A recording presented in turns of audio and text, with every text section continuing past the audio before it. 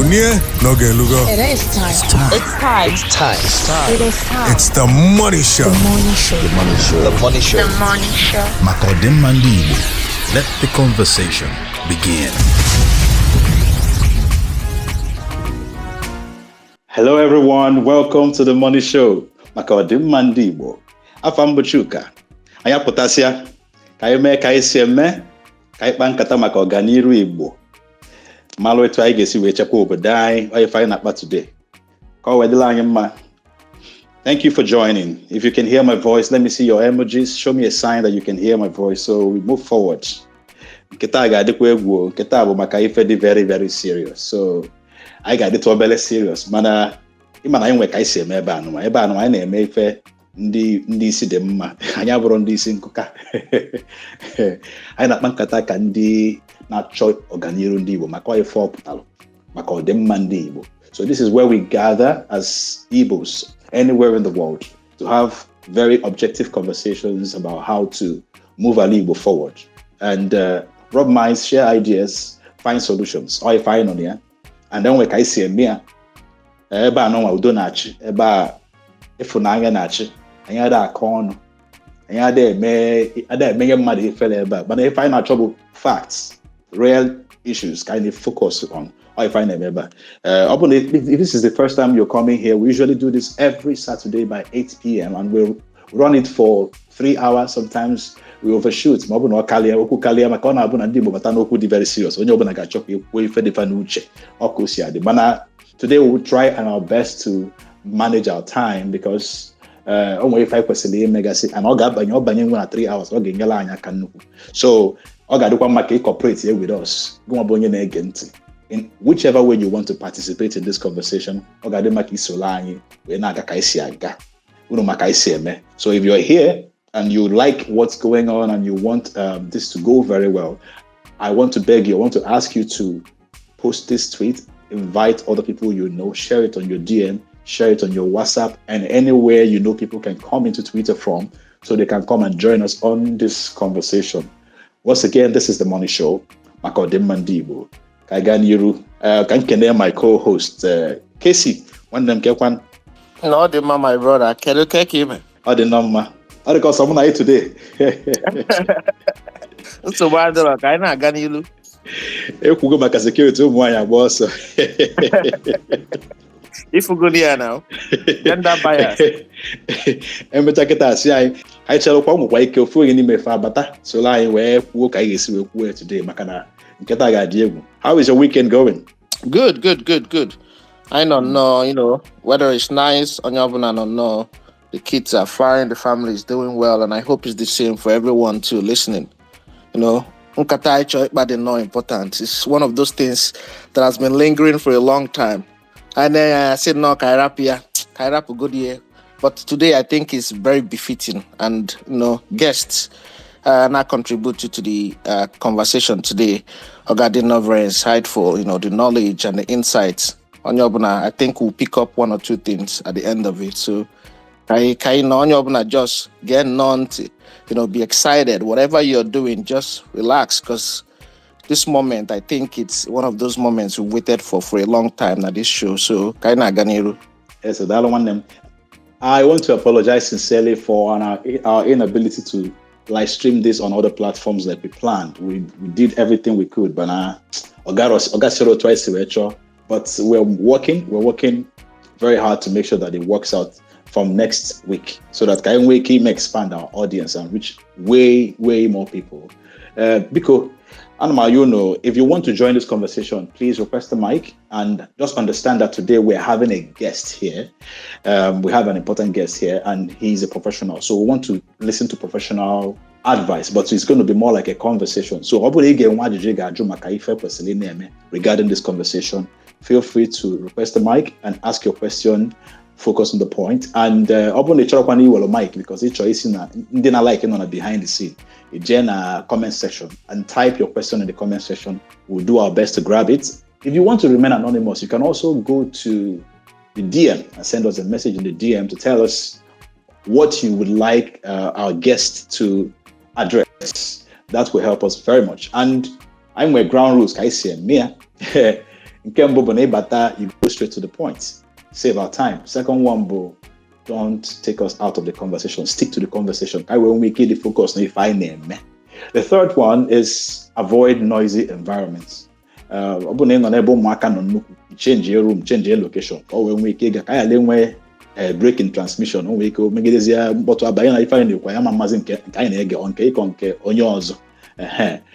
Nke ọzọ bụrụkwa ebe anụ, like I said earlier, we respect ourselves. So ịbatakwa welo mic, ịkwanyela onwe gị ugwu. Respect yourself, respect the audience, mind your language. The last one, once you receive the microphone, please put it on mute so that whatever that is the sound that around you doesn't interfere with what we're doing. Nketa agadi, very, very interesting. Ogadekwa, very simple, simplified. Easy flow. So if you want to join this conversation and you are having challenges with speaking Igbo very well, understand that we tolerate English. I don't discriminate against anybody. Igbo. Ọ bụ na ị mara asụ Igbo ọfụma, ịsụọ Igbo. Ọ bụkwa na ị mara asụ Igbo ọfụma, ịsụọ Igbo. Ọ bụ na ọkwụkwanụ gị ime emix ya emix, gụọ ya ka abacha, ịsụtụ Igbo, ịsụtụ Igbo, nke a na-akpọ Engili Igbo. Ka okwu a wee sọọ ụsọ, ọkwa ife anyị na-achọ ka ọ wee dịla anyị mma. Yes, day one. Joining us tonight is a true son of the soil, a heavy man. Or if I not the mother, a heavy man, a man that doesn't tolerate nonsense.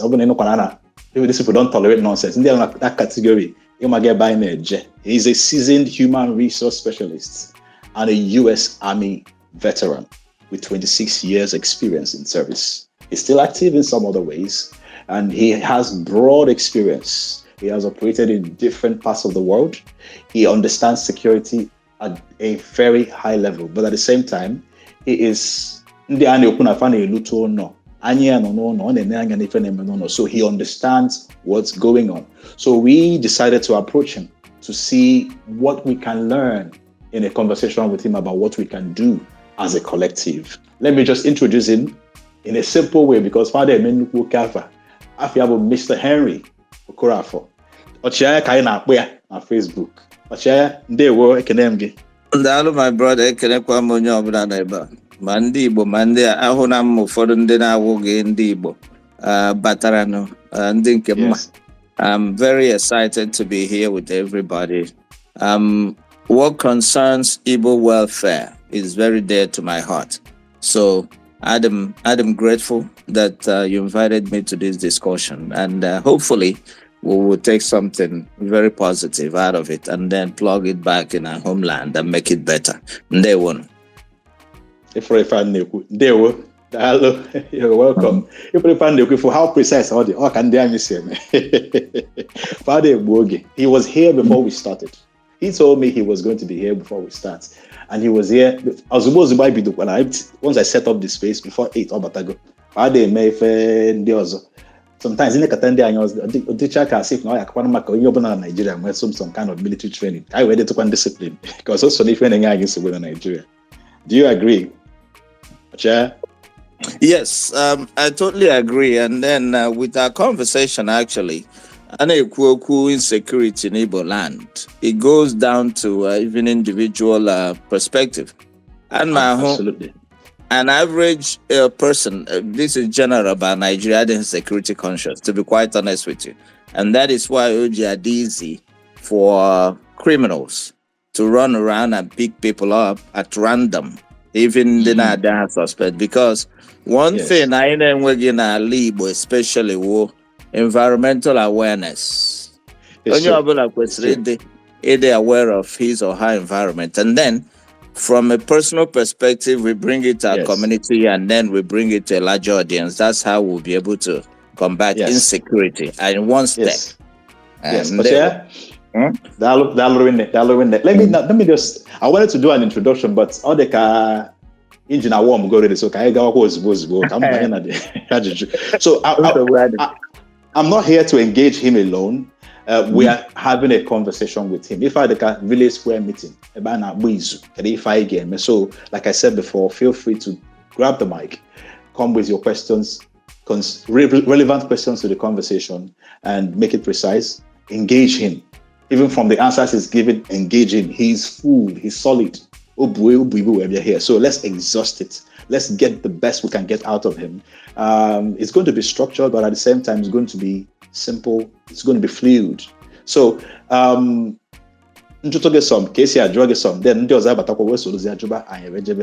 let me start with something very, very expected. What is your holistic assessment of the ongoing state of affairs now in Igbo, especially with regards to security, from a professional perspective? Maybe based on your observations, reports accessible to you, informal or formal, whatever kind of intelligence you may have. Can you give us the kind of perspective that we may not have the ability to perceive or to look at or to take a glance at, but because of your, let's call it bird's eye perspective, you see things that we don't see, that will help us to shape this conversation? I quite appreciate the audience and then the question you asked. One thing from the beginning, one point that maybe the Nigerian security agencies miss here in regards to Southeast, but it has always been there very clear. The insecurity that we experience in the Southeast, Igbo land, is driven by only one factor, and that is economics. But there has been several distractions from both security agencies and the authorities. Hana direct here to where it is not. They're looking at it from a terrorist perspective, which is driven by ideology.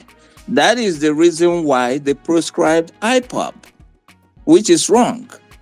Because when you do that, what happens is every criminal, both big and small, both organized and individuals, will grab onto that particular element, proscribable, and then they will use it to run their course. And don't hear them now. You see kidnappers, you see bandits, you see people moving around committing all kinds of crimes. What do the security agencies say? These are IPOB. It distracts from the holistic picture that in drive insecurity in the Southeast will economy. And that is because an average young Igbo man is not sure how he will survive tomorrow. While he's struggling with this idea of where the next meal is going to come from, he sees, people make it rolling into town during Christmas with fleet of Rolls Royce, with fleet of Bentleys. And then to him, he looks at himself like, I must do whatever it takes to at least be counted. And these are the people that we look up to, who have things to show. So this young man takes off, he joins a gang, he comes back, whichever way he can make it, he makes it. Growing up, Onadi very, very, it was almost like a bad tag on a family. You could that somebody now walk with or not a secret court. She from that family. But all of a sudden, that has become almost a badge of honor. That a young man in his 20s or a teenager is a courtist. What is driving his desire to be a courtist? Money. What is driving all the kidnappings? Money. What is driving all the ritual killings? Money. It is different from the Northeast, where their desire is religious, to change the religious makeup and ideology and teachings of the Muslims. That's not how it is in the Southeast. But unfortunately, our leaders, governors, those in the security agency want to paint the Southeast with the same brush as they paint in the Northeast, which is why the problem has not been solved. Again, there is a political aspect to it. The only governor or local government chairman or senator or member of the House that will be able to focus on security and attack it head on won't any reason to be blackmailed. Why am I saying this? Majority of them are using these little kids or boys to perfect their plan. They give them arms during election. to go out there and reach for them and all that. Then after election, at Dunyere House, what do they do with those weapons? They've already mastered, the marksmanship application of a weapon system. They go out there and they start robbing a bank. So your governor saying hands down. Instead, they will go and borrow some elements. Meanwhile, the army is not supposed to be used as a security force. But they misuse all these things, all to divert attention from the real deal. Because if they start probing into the nitty-gritty of where this comes from, somehow their names might be mentioned. Because in your boys how you in the past. So now how do you go after them? You can't. So these are the two elements that are driving insecurity in the Southeast. One is economics, one is political inclination. Ndewo. That's so precise. Yeah, I see where you're going. I see the factors you mentioned. But these factors, have they always not been there? Like maybe for the last 25 years or more, like before the democratic dispensation, we've always had these challenges with the economy. I mean, people faring for themselves, struggling to fare for themselves. And then the other part of it, which started from 1999 when the democratic era started. I mean, these guys have been used ever since. We didn't have this level of madness as we do now. So what's the connection? The connection is this. Previously, a young graduate could get a job making minimum wage and he's fine. There isn't enough pressure on him from family to go build a mansion in the village or build this in the town or do this or do that or drive the best ride in town. Remember, we used to have, our older brothers who worked in ministries and they were doing just fine until the era of the Tokoto came into where I don't know if you're aware of that. In the 90s. In the 90s, they started to. I was already out of Nigeria by then, but we followed them closely. And then they started to show a different kind of wealth rolling into Igbo land, which is unexplained wealth. And we started to accept it in the families. So now it does not matter where the money comes from. What matters is what you're able to show. When I was a little boy in my hometown in Bitoli, it used to be somebody goes up to work, gets his first pay, or those that were given cars at their workplace. What do they do first? They drive home to the elder in their family and he will bless the car and bless them and give them, all the blessings from the land to move on and prosper. That is no longer the case.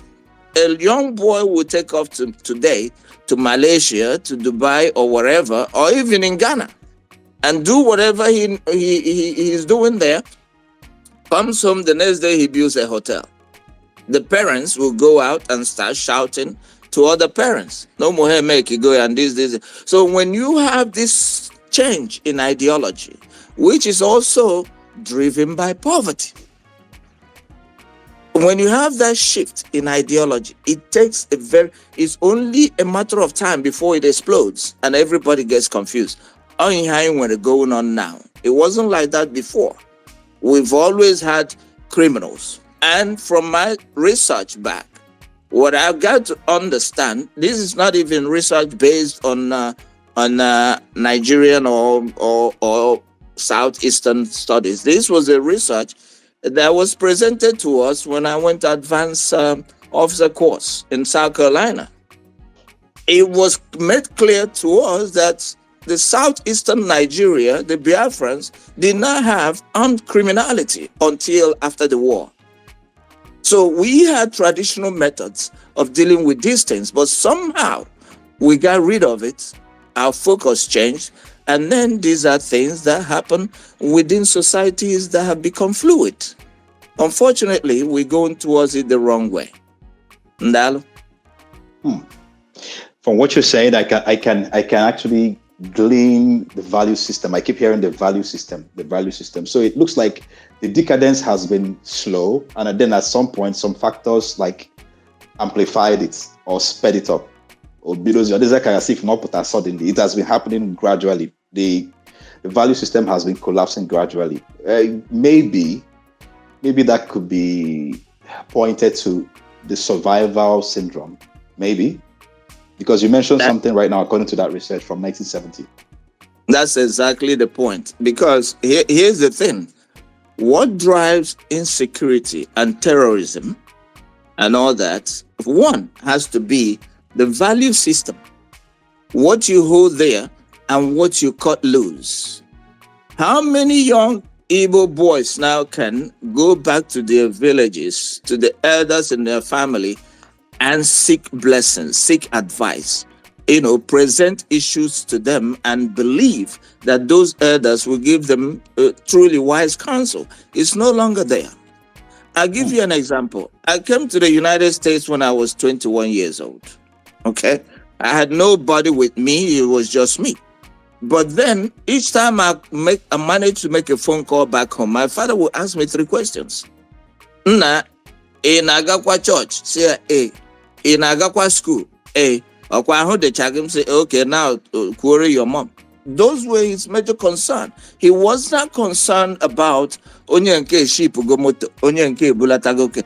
And that was the same time that we had an explosion of credit card fraud in New York. Most Igbo men or young Nigerians were involved in that. Majority of those that I know, some of my cousins that were involved in that, were deported way back. They all languishing in Nigeria. But what I'm saying is the value system is fast eroding, or even it has collapsed. Then you put on the dynamics of the global media and social media changes, which now shows people what is not. It's all about facade. So they see people like us, you manage to put on a clean outfit, show up on Facebook, everybody goes crazy. They think that's what life, how you have to start life. Nobody goes through the basics. Nobody wants to go through the basics anymore. So if I don't want to do the basics, go through the process, but I want the good life, what else? What other means will I use to get it? Criminality. And then if I am convinced that criminality is the main source of getting that, it doesn't matter who I hurt. It could be a young girl on the street selling oka. If I could kidnap her because somebody lied to me and told me that human parts, America, I would take that. And that's what you see. The value system, erosion of the value system and dilapidation of the economic system. These two are the things that are driving insecurity in the Southeast. Also, our leaders are not analytical. They might be analytical, but some of them are benefiting from the decay that is going on. So they don't want it to stop. Now, this is very interesting. Ima, some of the conversations that we've had here, especially when it comes to values, the way it's present here, for me, I feel yes, it's very necessary, it's very true, and all the more important to highlight it. But in the decay in values are exclusive to Igbo. We can look at it broadly from a national concept. It's not even, now youths in Nigeria, the decay in the system, in the ideology, the way we think, in the value system, all of that. We've seen a consistent decline over even the last 30 years or thereabout. So I think I use that, as an approach and something we can tackle to be able to create about the change within our security system. It's far-fetched to me, because directly I feel the way to handle insecurity is through security. The way to handle criminals is to prosecute criminality. Or they're not very straightforward and very direct. When one thing equal, he said, we used to take care of this before in the traditional system, and things have changed.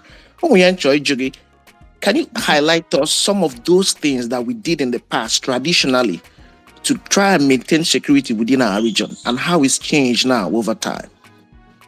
Thank you so much, Casey. Let me start from addressing the initial point you made about the value system being, an overarching general decay, not only in Igbo. The reason why it's hitting Igbo the hardest is because we have always thrived on our value system, and we're very, very proud people, in the sense that we also, if you look at the Nigerian dynamics, the Igbo family is the most solid, or I would say they used to be the most solid, where you have a father, you have a mother, even in polygamous families. It's not like that everywhere else. And this is the foundation that has made the Igbo man very progressive in the midst of his Hausa counterpart or Yoruba counterpart. We have always held ourselves accountable from the family point of view.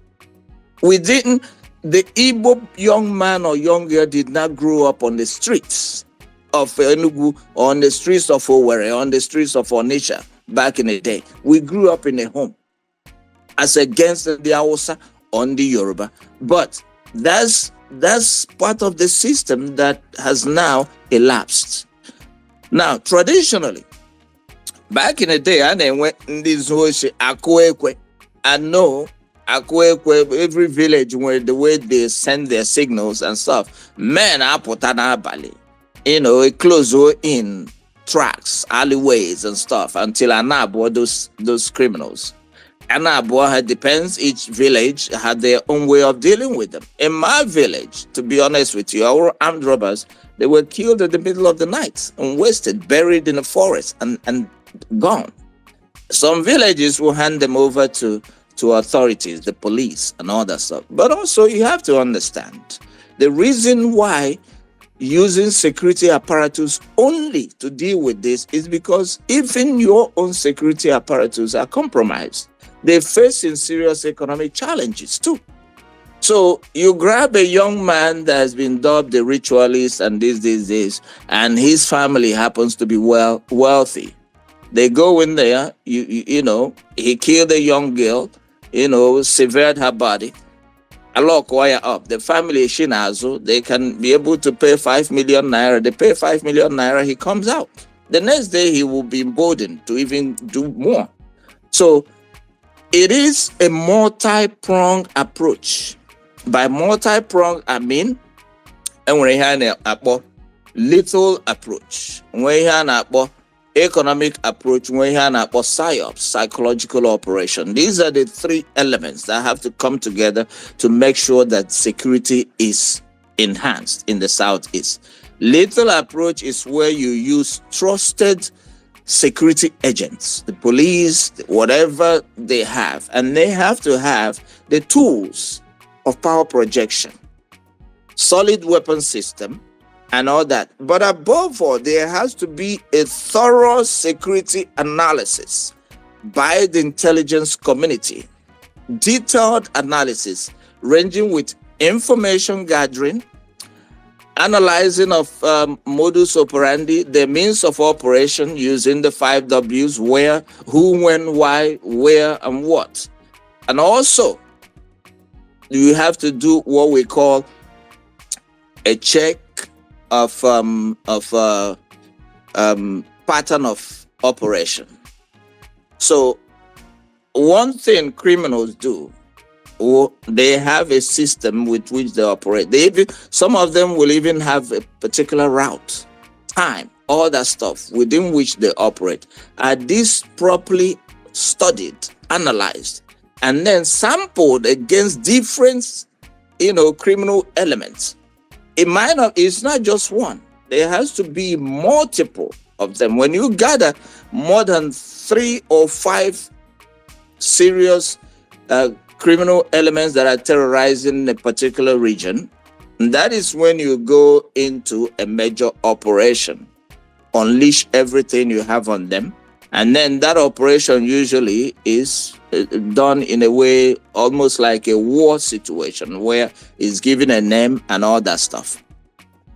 I'll give you an example without dragging this too much. Most people were,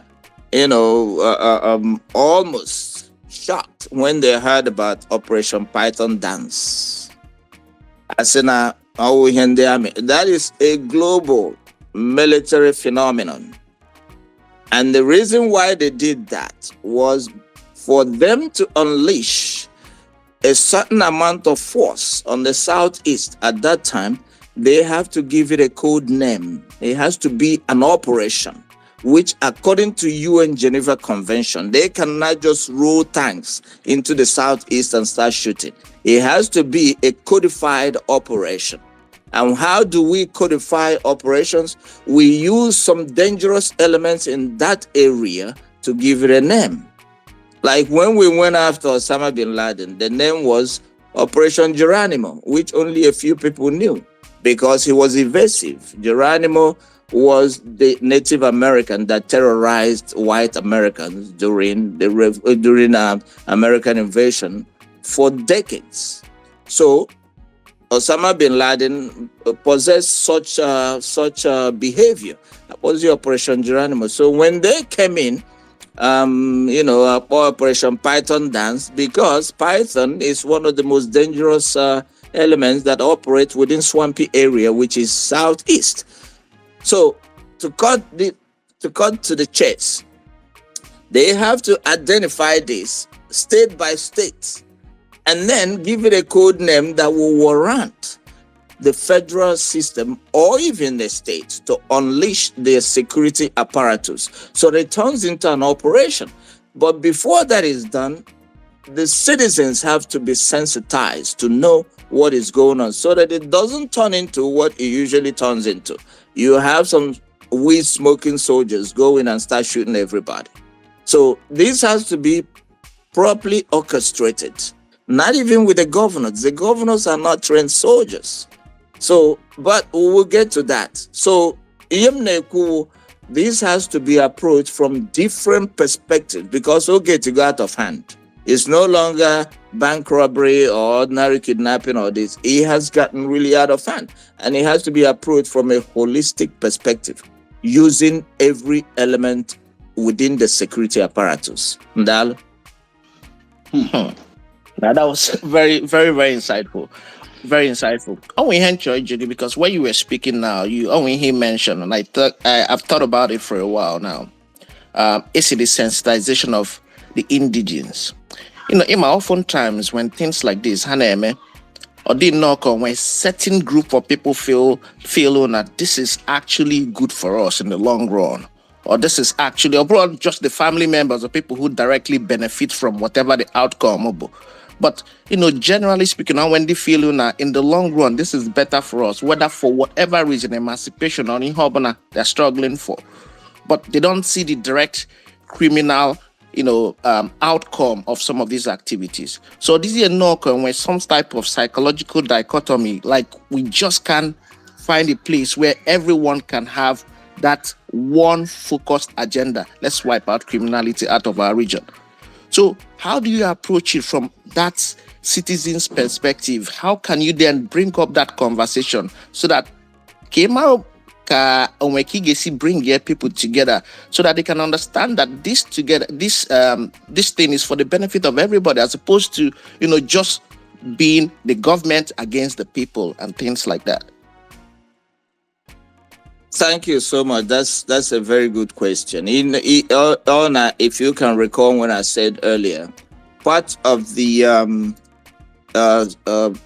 security power projection, one of the things we use is PSYOPs, psychological operation.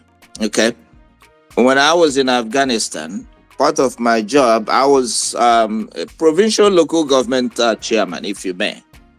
Part of my job was to go into Zari district, which was the birthplace of Taliban, with my team to assess the school system. We provided books, we built schools, we built clinics, post offices, and all that stuff. We call that aspect of operation winning hearts and minds. Now, we already have those structures in Igbo land. If you look at now, Igbo na gathers in now the most churches. Church is one of the places where you go in and you find people, they come there to seek solace, on Sundays or August meetings. This is where we need to hold these discussions and have some of our pastors not shout to tell people because now once they mention or anything that government is doing this to us, it's become us versus them. People will agree to that. People will buy into that. But some of the things the governments are doing is because they're helpless. They get frustrated. They try to tackle this situation. They came in it well, but they face resistance. Now, if we go from the grassroots in churches, in our community environments, even the beer parlor, because it will get to everybody. If we don't face it, it will consume everybody. I was telling a group of folks in Frankfurt, 2014, when they called me to come and sit with them in a meeting. These guys were raising over 3,000 euros every month, sending it home to Enugu. Agejizo AK-47 for, emancipation and all this and all that. And I told them the facts. Once you put AK-47 in a system, you will not gain the sympathy of the United States for any reason. And that is what we're suffering now with IPOB. Because the Nigerian government used that against IPOB to proscribe them as a terrorist organization. Why? And the US was quick to buy it and back away. Reason being, you introduce AK-47 into any system. It is easy for the West and the United States to tag you a terrorist organization. Why? This is the most easily used weapon system in the world. They easily maintained, built by Russia. Guess which country that never uses it? I hates it.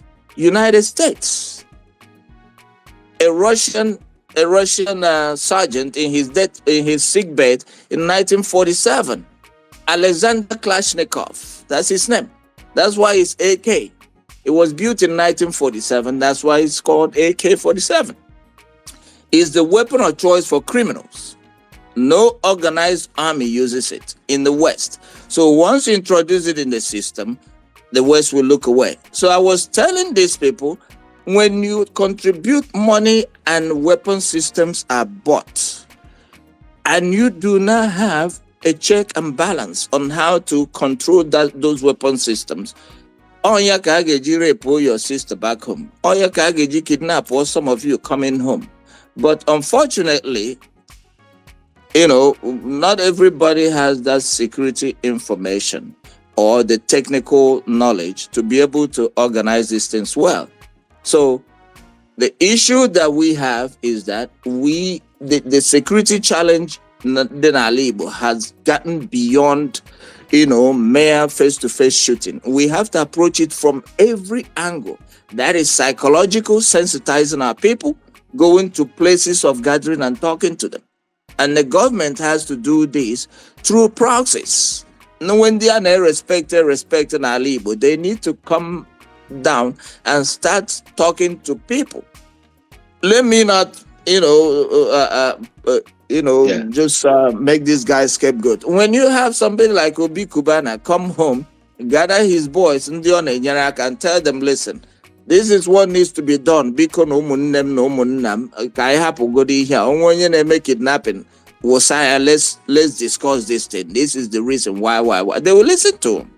You have somebody like MONI, you have Cubana chief priest, all these people that young folks look up to, they will listen to. And then you go to churches, a priest gets on the altar and he passionately preaches this thing. They will listen. But that's not what we see. What we see is you have a group of people who are making political statements, agitating politically, that wants to be separated. What is even driving IPOB? Economics, because they want Igbo land to be on their own, to be able to use their resources to better Igbo land. And somehow that became misconstrued. And then the system branded them the name that it gave them, and now they're haunted. That is what you see happening. And they were. They want to dial so much, that on ne, Ochaya, Okuga, Dokuga, Wallop. Ọ na-abụ ị na-ekwu ife anụ mmadụ were nwaanyị na-ede n'akwụkwọ ka a wee na-ebrek ya da ka a na-agbari maka na like I said ọ gbara ọkpụrụkpụ. Anyị ka ga-abanye into deeper aspects of this. Everybody biko ndewo no, you're welcome to the morning show maka ọdịmma ndị Igbo ebe anyị na-akpa nkata maka anyị esi dozie ebe anyị wee mee ka ọ dịla anyị mma. If you'd like to join this conversation, you can request the mic. If you have any question for our guests, please request the mic and bring forth your question in line with what we are talking about and make it precise. Maka ndị batagola abata ịbata wenye aka gị enu ka wee ma na ị chọrọ ikwu okwu. Don't worry, we won't keep you for too long. Aka ga-agbaje. So then if you have a question that you want to put on the comment section, can you put it there? We'll promise to read it out for you. I want to appeal to everybody again. Please share this space. Let everyone that is following you know that we're having this conversation, especially in the buying. Is part of what he's talking about. He's talking about reorientation. He's talking about awakening. He's talking about re-engineering, social re-engineering. And it can be done in different ways. That's one of the reasons why we are having this conversation and trying to broaden it.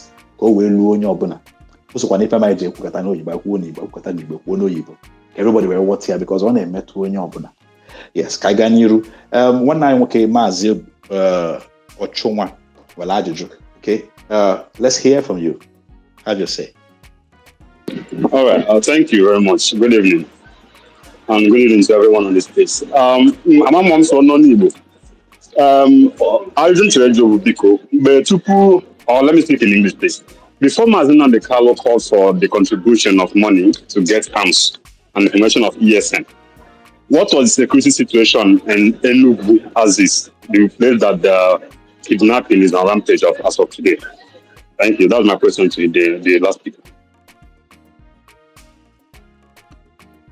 Let me repeat your question because to make sure that I get it clearly. You said if Mazen Namdekano raised money to procure arms for ESN, what is the because repeat here so that I don't take you out of context. I said what was the security situation in Enugu, those houses that kidnapping is on rampage as of today and the attack by Fulani bandits and herdsmen?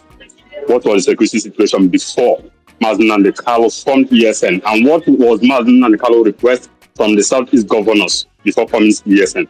Thank you. Okay.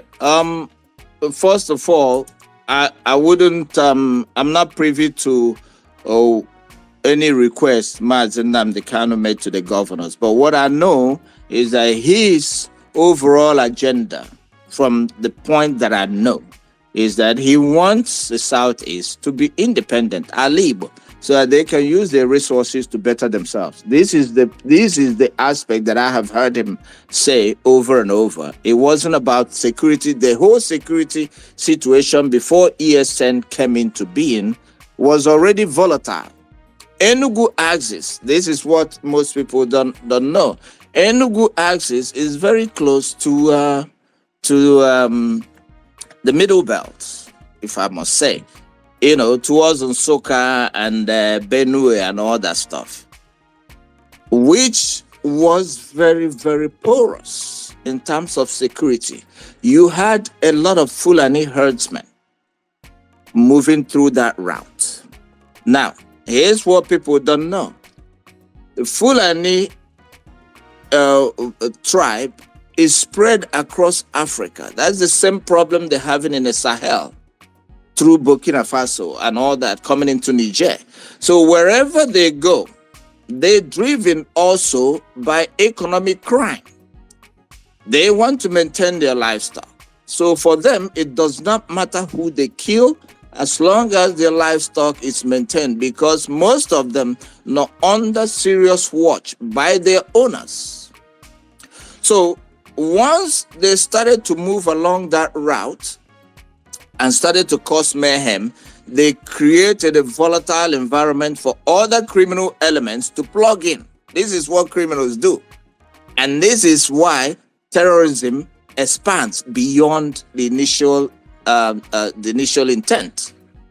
Somebody might have a good intent. IPOB had a great intent, but others that don't even have anything to do with IPOB have plugged in and they're giving IPOB a bad name. Now, the ESN formation meant well too, but the issue there is, what was the vetting system before individuals that were in the ESN were brought in? Did they have medical checks? Did they have background checks? Were they efficiently trained on the use of weapon system, security analysis, operation planning, conducting, environmental surveillance, protection of civilian population? Were they trained on that? I don't know. So what you see is a quick or hasty setup of security system, which usually is likely to go the other way. It goes south so quickly, because now you can have a young man who has nothing else to lose, raises his hand and say, I'm joining this team because they have something good. He joins the team. In here na ESN, he might not have understood it. In here, go in here and shoot. And it is also known, not even ESN, and most Nigerian security system, they use hard drugs. A lot of them, Igbo, and all of that type of stuff. There is something that people don't know. In the U.S. military, where I served for 26 years, it is a criminal offense for anybody, even a trainer, to put his hand on a recruit. Not even to fix your uniform. They have to seek permission. But what you see in Nigeria is a policeman now got trained in Nigeria and in the army. They treated like animals. They beaten and all that stuff. So you take a normal human being, you cage him for a certain period of time, and you use violence to sensitize him. He becomes traumatized. So what you're dealing with is human beings that are suffering from post-traumatic syndrome.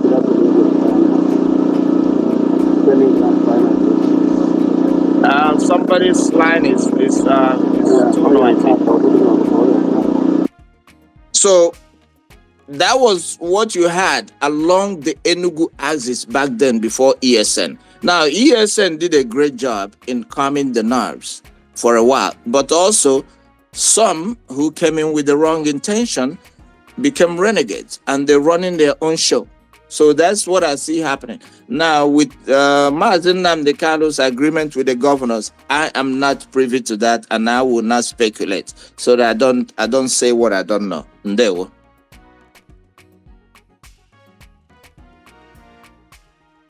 I don't know if I can ask you one last question. I don't know if I'm permitted to. Go ahead. All right, thank you very much. Please, before the recruitment, the announcement or the announcement of ESN, did you have any privy knowledge about their recruitment?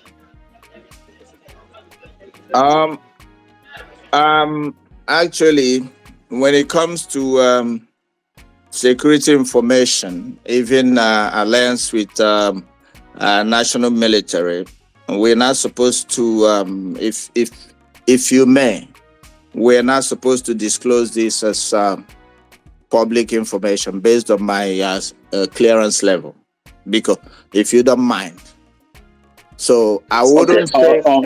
Sorry, why I asked that question, because you asked, you were talking about if they went through a medical process, were they trained and all that. I don't know. That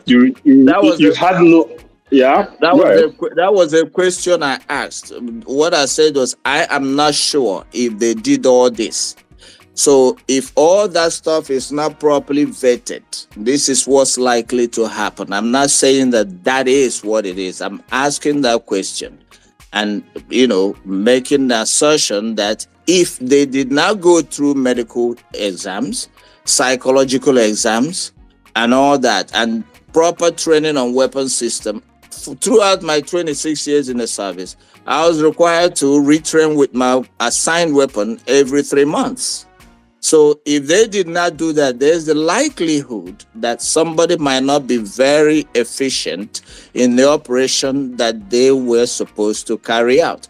This by no means this is not in any means an indictment of ESN. Like I highlighted earlier, they were able to quell the security issues along that route, Enugu and Soka route, for a while, until the government went into them and disbanded most of them, and those that were not really solidly into the system went their separate ways and doing their own thing.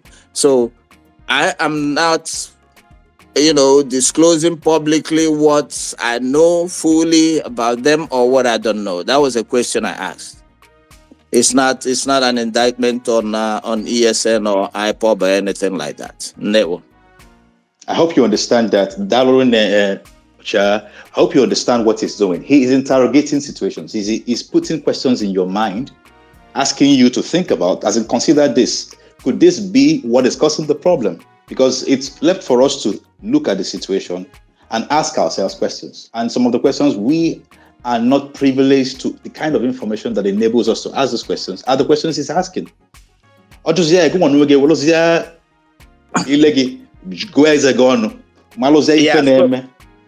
So what I did earlier was, as somebody who is knowledgeable in this field, is to point out to you through a question as well, so that those who are running ESN currently might go back and do what we call, there is something we call AAR in the military. Even if it means, with this discussion now, you and I can go back and conduct AAR, after action review, to check what was our goal in the first place. Did we achieve our goal? How well did we do? What did not go so well? And what can we improve the next time? So what I'm saying here, everything that I'm saying here, to be quite honest with you, after all of us are passionate about seeing security return in the Southeast. So every question that I'm posing here or comment that I'm making, I hope somebody is taking them to go back and revisit whatever area that they're, in charge of, even if it's ESN. Maybe you go back and you ask these questions. Are we sure that, this is we did this and did this for them to be able to operate efficiently? And now, what is the actual goal? Here's one thing that people have to understand. When you form a security apparatus and you give a person a weapon, you have to give them an objective. Objective is not something superficial. You have to give him an objective that he or she is willing to die for. In the US military, before we go to war, we write our wills to the details of how our body will be disposed, the music that will be played in our funeral, because you go into war already knowing that you're dead. Then you go there. When you hit ground, then you fight for your life. But if I am going to war with the idea that, I'm going to go there, fight for a little bit and come back and make money, I would not achieve anything. And that's how people get killed. So is ESN giving these boys this type of goal? Do they even have those type of goals? What the mission that I'm on to is beyond me, is for the sake of my dear Igbo land. So when I go in there, I do everything possible to make sure that my little contribution, even when I die, posterity will remember me as one of those who did their best for their fatherland. But if the goal is peripheral, let's go do this. After all, we shoot for a little bit. If any girl crosses our mind, we'll rape her or do this. I'm not saying that's what they have, but if that's the case, you are well on your way to having a renegade force that will terrorize you instead of protecting you. So my questions were clear. Were they checked medically? Were they checked physically, psychologically? Are they constantly trained in their weapon system? And above all, do they have that passion and the goal to go out and do this? Ndalo. Very clear. Very clear. I'm sure that your concern has been responded to. I'm sure your question has been completely answered. Who? Okay, let's engage Ifeanyi Uzochukwu. Shoot. Shoot. Yeah, good evening, Oyobula. I greet on everybody. Ekelemo Oyobula on at this space, and a good, happy weekend to all of us. The topic is saying that the combating the security challenges in Igbo, I don't know. Are we here to ask question or to Okay, let me address that. Hold on, please. Let me address that. We have a guest here who is a professional, who is a retired military personnel, all right, with 26 years experience. He has the knowledge about how this works. And I'm very concerned. So we're having a conversation with him about this situation and the approaches we should employ to tackle our problems. But we are starting with analysis, then a solution. So we're about to move into solutions. But in line with this conversation, addressing him, then he will respond to that. And it has to be precise. Ganiru. Okay. What can I be in again? The prof no yourself is also my brother. From Bitolo also, Chairman Ekelengisa. So Ajujum Hello, my brother. And can put one disclaimer. I'm not a professor. we don't, because this is a public space. I don't want to claim something that will come back and haunt me. I am a PhD student, but I'm a retired U.S. Army major. I work for the U.S. federal government currently, but I'm not a professor. I saw that coming. Thank you. So, this insecurity dị n'ala Igbo kịta na ifutara si ọ bụrụ na awapụcha all those police and army checkpoints, every Nigerian security apparatus checkpoint dị n'ala Igbo. Ifutara na insecurity ya dịzi n'ala Igbo, because amajụjụ ọ bụrụ na ibupụcha all these police, army, all of them nọcha na checkpoint n'ala Igbo, ifutara na security ga-alaghachi n'ala Igbo. Ndewo maka ajụjụ gị nwanne. I don't think na eradicating somebody na ebe noise karịrị biko. Okay. I don't think that the checkpoints and all that are not necessary. They are necessary presently. But like I said, what is the whole goal of the checkpoints? The whole goal of the checkpoints has nothing to do with security. For those guys there, it's economics. And we're not there to collect money. And we're here also. I'm at a very close distance where most of these people, the first person that drops his weapon and runs into the bush were police, not a checkpoint. Now, there are some of them that are good. I will not make this general statement to indict all of them. But the checkpoint also, show of force. When security gets this bad, you need what is called show of force. But awugi to the extent of every block, every square inch to set a roadblock. We have what is called roving security, where in any town you have, military personnel or police roll in and out of town just for a few. It can all even be meet and greet. Stop nama ya kelende mado bakwana truck and roll out. That shows the presence of security within an area. So if anybody is planning evil, what you see is that security is readily available to roll you up. That was how we operated in Afghanistan. As soon as we were able to neutralize some of the Taliban at the initial stage, then you start doing, roving security. It will not take anything from 32 Field Artillery Brigade Owerri to roll up in, get ready in the morning, divide themselves according to areas. I need the 2 trucks going, flying along Bitoli route without stopping, without harassing anybody.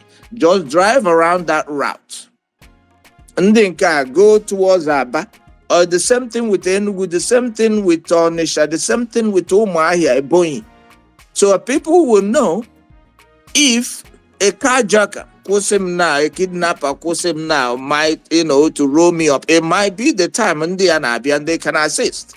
But to go and dig up in one spot and already collect 5 miles away, and they don't even have the means to go there and respond immediately, that's total rubbish. So their presence is required, but roadblocks I totally disagree with. They have to do roving security to be able to show presence of force within the region, or one of the ways I get combat here. Have I answered your question? Yes, you towards your last speech you did, but at the beginning, na the checkpoint about the cause of the insecurity in Igbo. Besides, I've seen a prelate in, I think it was in Abia State last year. They kidnapped him in front of a military checkpoint. And those that kidnapped him was those same military. When the guys of that village wanted to ravage the forest, those military point guns to those guys that if they dare enter that forest, they are going to kill all of them. And we saw it. It's live. It's live. I believe you also saw it. It's not something that I'm forming. Many people have complained about Nigeria's securities, Nigerian army, Nigerian police, Nigerian SARS, Nigeria Bubagu. Many people have complained. Recently, there was a lady that did an interview in this Voice of People. Yeah, she was complaining how she was maltreated by these same Nigerian security forces in Igbo land. What you have, my brother, let me address that portion. What you have is not insecurity due to checkpoints. What you have is infiltration of the security system. That's what you have. You have people who are unscrupulous themselves, which is exactly what I mentioned earlier. They managed to get into the force. Now they have a weapon that they can use at will. On top of that, they are authorized by the state with a uniform to commit crimes. Those are criminals. It's not because that same soldier or that same police, he will put at that security checkpoint. He would devise another means to continue his terror. It's not because he's standing Nama, collecting 1 naira. So that's not what's causing the insecurity. What's causing the insecurity is because he himself through a chain. And what you're looking at is a chain of criminality that have grown through the ranks of the force. So he collects, so the person above him takes a cut, the person above that person takes a cut, and all that stuff. So he will go there. He will on the barracks, in the day, he will put on his black clothes with his issued weapon and go on kidnapping. But what I'm saying in effect is the lack of presence of security agents or security personnel within the Southeast is not going to solve the problem. What's going to solve the problem, if I may, say this, is fluid security operation, which is called roving security. Some places will have banye, because they don't know the community. Have with hostility. Only try to help them because they themselves, some of the good ones among them, are already afraid of their own lives. One day, the the United States soldiers are not saying ready to die for your country, but there's something that we used to say. I am not ready to die for my country. I'm going to war to make the other guy die for his country so I can come back. So an average person, onye Yoruba not a 32 Field Artillery Brigade, actually Abiaga Ngopala for an operation, is going there ready to kill anything at sight because Obasa here. He's a Yoruba person. Why should I come here and blink and have somebody take me from the back? So the moment he marry, who are you dead? He has the weapon. But the thing is, because they're not used to that community, Ọwụrụ na ha bido na-eme roving guard within the communities, ndị obodo a na-ama ha na-ama ndị obodo. Ọwụkwanụ every time I want to go and shoot and do this and burn down the place and this. When I go into villages to build wells, sometimes to go help the elderly carry their market stuff home, all that stuff. So that's the psychological operation I was mentioning earlier. But in Nigeria, here in Igbo land, the Nigerian forces here, when it comes to Igbo land, you have to address it with utmost hostility, weapon system and approach. So it's not about the checkpoints, it's about the mentality and the volatility of the environment. Ndalo. Okay, so another one. Hold on, because ndị ọzọ ga-ekwukwanụ ikwugono ijugono ebuwa now iduzie nke ọzọ onye ọbụla jụwazia 3 biko chelu ọ bụrụ onye ọbụla jụba 3 questions ịma na ọma mbazi onye ọbụla ife ga-eme bụ ka ọ gagode round obele ọ gade obele round chelu no biko chelu biko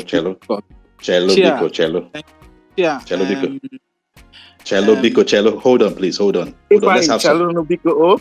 We have another. We have to follow the process because remember that maybe I'm going to add this to our ground rule. When you put ibe kutu, makana sna ndị banye sna egbe belu go belu kesi ibe egbe na nkukwaya so ige ibe go nke gị na ka ndị ọzọ belu kwanu ka o onye ọbụla because the same way you have concerns and you want to ask questions about the concerns ụmụkwa ndị ọzọ nọkwa ebe achọrọ ịjụ ajụjụ before na-abanye 10 p.m. na ifu na ndị mmadụ ga-erubata ebe a ka ndị na-abanye bọs moluwe na Lagos so ka anyị mee ọsịsọ nwee ike you take questions from the neighbor first of all, then your father bata. When I find a chime. So I got around or better than look again. Kenny, can you see ngwa Ganiro?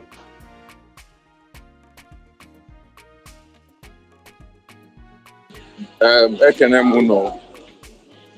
Onani fan Neku Kenny. I know. Okay, so SM Kuo now Masina onye nke anyị bụ Kerifa Chukwuapolia that with his military experience, all right, I picked a whole lot of things and all of them are very important. You can hear me, right? Yeah. Yes. Thank you. So much. Now, if I may add to what he has said so far, yeah, I will also want to get to the angle of the whole problem I wear now. And never towards a solution angle. I think we are still our problems. Now, for instance, if any no could say, 101% right, it is. I agree to that. I concur. But because Nani Ibua, I represent I told got to politics side or government side now. And when they zen and then Zenozo and all that.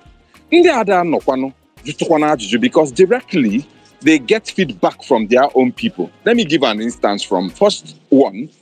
Some communities before Hanadu Befa, Ndijere Mafia, me jeje me nata, Tiniake Nurito na boss and all that. Now let me tell you, if you don't know, that sometimes some individual who doesn't even know what IPOB is all about or ESN is all about, they get aggrieved within themselves and get angry. Like from the security agencies. Extorting them. One day, this is truth. If you never thought along that trajectory before, please do. These are innocent people whom, because, okay, I will give you an instance. A certain guy sometimes ago where I went to a documentary. I'm a filmmaker. The guy was telling me something that now since the truck here, that labor drive here na bara checkpoint also. But since then, was the business because no ni meditate gap na million na the bridge actually. Do you understand? And near no now. Near for chance he made for Johnny Yemia without looking back, and no Jupiter will stop him. I was the one pleading with him, saying, Emeno dear, Tibia, over time you will recoup back again and get back your business. I said, I do understand what that meant until I asked somebody. Now, okay, man, said I'm not nonsense. I understand him. I understood him that he's aggrieved. And all flonyo ya kawatalu. Okwanonye flonyo ya kawatalu monye nenwenjiji hope. Ofronyo ya kawatalu, but within him he's been nothing it. If I have an opportunity to get engaged with these people, he will do that without looking back. So, and I'm saying, Obuna, the representatives, Nzenozos, Ndichie, Naifedia, they wanted this direct report from their own people, which is just close to their nose right there. Because they are anakutegi. In not a government, in not on Kenwa, in no Nechekwane. Oro unigado munu as Indians and also. When we're here meeting, Oburu military barracks on Eje, Oburu local government on actually Ajebe, local government chairman, Oburu councillor on actually Ajebe, Oburu governor on actually Nambiko, Kaibiaregi courtesy visit. All right. And in this courtesy visit, hello, can you hear me? Go around up 30 seconds, please. Oh, yeah, that's what I'm saying. So now, when you get around these places, you now bear this and say, no, treat in Dinkai. I am not for security entirely leaving the area, but I'm for Biko. Kahapi GNM intimidate people or extort. Because when it happens, it gets them aggrieved. And then up to the other side, like, okay, maybe solution will come from this side. That's where I'm coming from. Our traditional rulers and representatives. Your observation is totally in order. And this is why there is a problem, a challenge with that. If you recall, how old you are or whatever, when I was a kid, there were 40 years within Igbo land. I know somebody like Akanu Ibiam, who was the chairman, Council of Traditional Rulers in Imo State back then. Yes. In terms of age, my son is 21 years old. Okay, then you talk about Ezekone of Abba, Onwegunwoke on Nowhere, and all that. That was when they were totally independent. The communities were behind them. They had the voice of the community. That was when Amadi Ikweche wanted to put Ahia Nowhere. Ezenjaman went there and told him, you will not do that because that's where our ancestors were buried. And Amadi Ikweche tried to enforce it. Ezenjaman went straight to Babangida and complained, and it was stopped immediately. That was when sitting governor Radel Ndieze and called everybody and built an airport and built a state university. That was Mbakwe. But now what you have is somebody from nowhere who you cannot trace his source of power or wealth, comes home, aligns with the governor, and yeah, support a win a House of Reps, Gawara Abuja. Most of us do not even know their names, even before they showed up. Hagakwade and Norala. I know so many of them. And my Ghana National Assembly, I used to hound my honorable member representing my town, my district. He did nothing. Now you come down to the state, governor say, okay, millions of autonomous communities all along. You have staff of office. Some of these people know how retired kidnappers. So it's what the governor says that they will do. So they do not have that face. On him early at the beginning. Most of these people cannot stand and say, look back and look forward, you cannot blackmail me. So I will demand this for my people. On around him with the leaders who can say that Nalibo. And when you don't have leaders who can say that Nali, they cannot speak truth. And when you come to a community and you cannot speak truth, everything is likely to go wrong. On here, what's going on now? And that member of the house rolls into town in convoy. What happens? Now, quick idea what happens. From the moment our battery bear recognized there with his siren, all the young boys and young girls in town will start hailing him. Before you know it, Accra to go to gate here just to get a little change here and there. And here, or they got somebody who will go and tell the governor. Oh, governor will deny him the next here.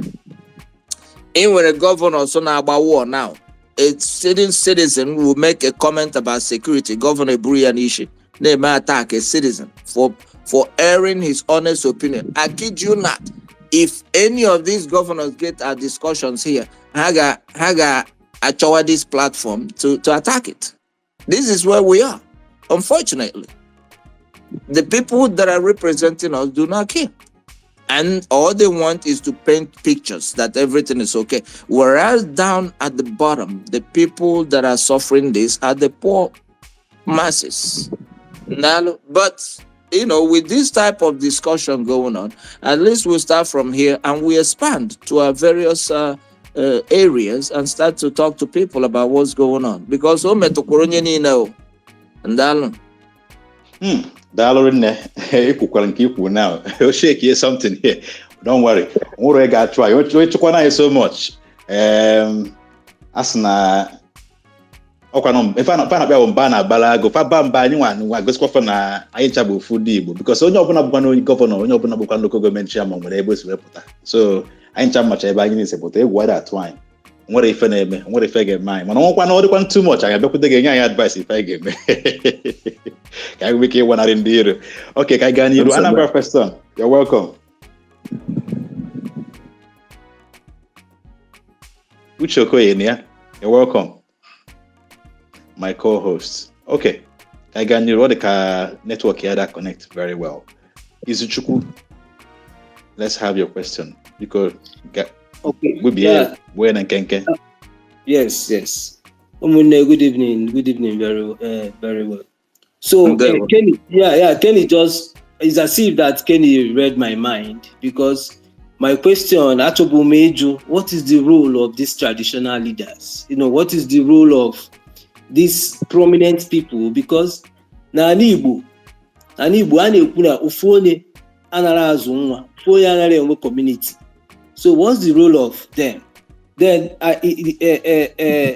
he has dealt with that. So in every security situation, I'm in Israel for almost 4 years now. So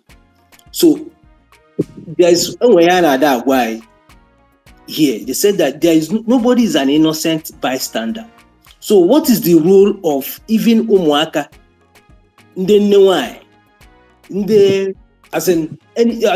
What is the role of the individuals in the community? Because if we are not security conscious, if we are not able to, see something and say something, nobody will be left unharmed. So that's what I just want him to expand more on the role of individuals, Okay. There will question Gamaka. If you may recall, think about 2-3 years ago, before COVID, I were a pandemic of Mpurumirina labor. Yes, okay. And how did that go down? Because in some towns, some youth groups took it upon them. Anybody misbehave with that or chopped on they had some of them chained, tied to trees and beat the heck out of them. And they were going, door to door, fishing them out. The role of the individual citizens starts from the immediate family. But like I said before, when a parent cannot stand in front of his son or daughter, Iburumoto Lotta, you left here 8 months ago. Now you came back with a Lexus. How did the money come about? What a young person mara that I got you, he will sit up. But that's not what we have now. What we have now is by any means necessary. And here's another thing. Somebody will send his daughter out to the university. Upper Sierra Jam, yes, she's 17 years old. She takes off. You didn't ask her, Ugwo school, school. When I attended IMT Enugu for 2 years before I left for the United States. My father took me all the way from Owerri, and we caught a bus all the way from Owerri. He made sure that Ugwo hostel, Ugwo school, and all that stuff. That's not what you see happening. We're cutting the youths loose. A young girl, 17, takes off from Anambra State, comes to Imo State University. Where she will stay, nobody knows. The parents don't even have an idea. Next thing, all run around with Yahoo boys. And then what are the Yahoo boys doing? Next thing, they're using her for ritual money or body parts selling. So the individual citizens have a huge role to play, starting from their gatherings. Sometimes we go to their house, we grab them, we deal with them. A role to play. Everybody want a role to play. If you have a friend that you're not sure how they behave, now talk to them. Now, what time we go? I hope you're not stepping the wrong way, because this doesn't end well for anybody.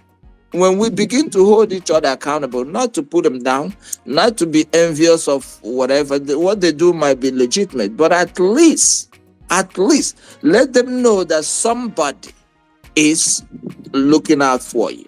Somebody is here looking out for you. What our elite do sometimes, young boys or young girls, they be the blame immediately. You have not talked to them to know where they're coming from, what's driving them to do what they do. You start instantly blaming and condemning and calling them names, and you embolden them to say, to hell with you. The whole idea of Ibutike, the whole idea of Okite and all the as long as all the Kwanamba. That's all I'm saying. But we have to go back to the basics and start holding each other accountable from the family. That you have strong hold of them. Take a hold of your sons. Awugi TV and social media, it will raise your children. Not video games will raise your children. You, how often are you home to check on your kids and have a conversation with them? How often? I have 5 children. 3 are in the university. I make sure that I know there is no conversation they are afraid to have with me. They go out there and they experience something out of place. They call me and talk to me. And I listen to them. I give my advice. That's what we need to go back to doing. That's part of the psychological operation to combat this thing. Then we push it further to the community level, to the local government level, to the state level. If we are not doing that, expecting that security will be fought from top down, it doesn't work that way. Security fighting is a grassroots operation that goes from bottom up. Ndalo. Dalo nne okwu gị nke a ọ na-aga nnọọ around, ọ na-elute efe niile anya. Ife atọ na-abụ ọ dịka sị na mmadụ dozie ajụjụ like this, kọbakwuo ma nke o jụrụ resef wee banye esizi ebe a wee mee extract. So ọnwa ajụjụ nchọrọ ịjụ na, but ọnwa ife na-agbata m n'uche nwere nwaanyị n'ebe a, biko anyị chọrọ ka ụmụ nwaanyị bata n'okwu a. Okwu abụrụ okwu ụmụ nwoke, amaka na security, mana I mean even in the US force enwekwa ụmụ nwaanyị sef, so ụmụ nwaanyị sokwu na security now. So biko anyị chọrọ ụmụ nwaanyị. People don't know this. In the U.S. military, for instance, most of our intelligence operations are women.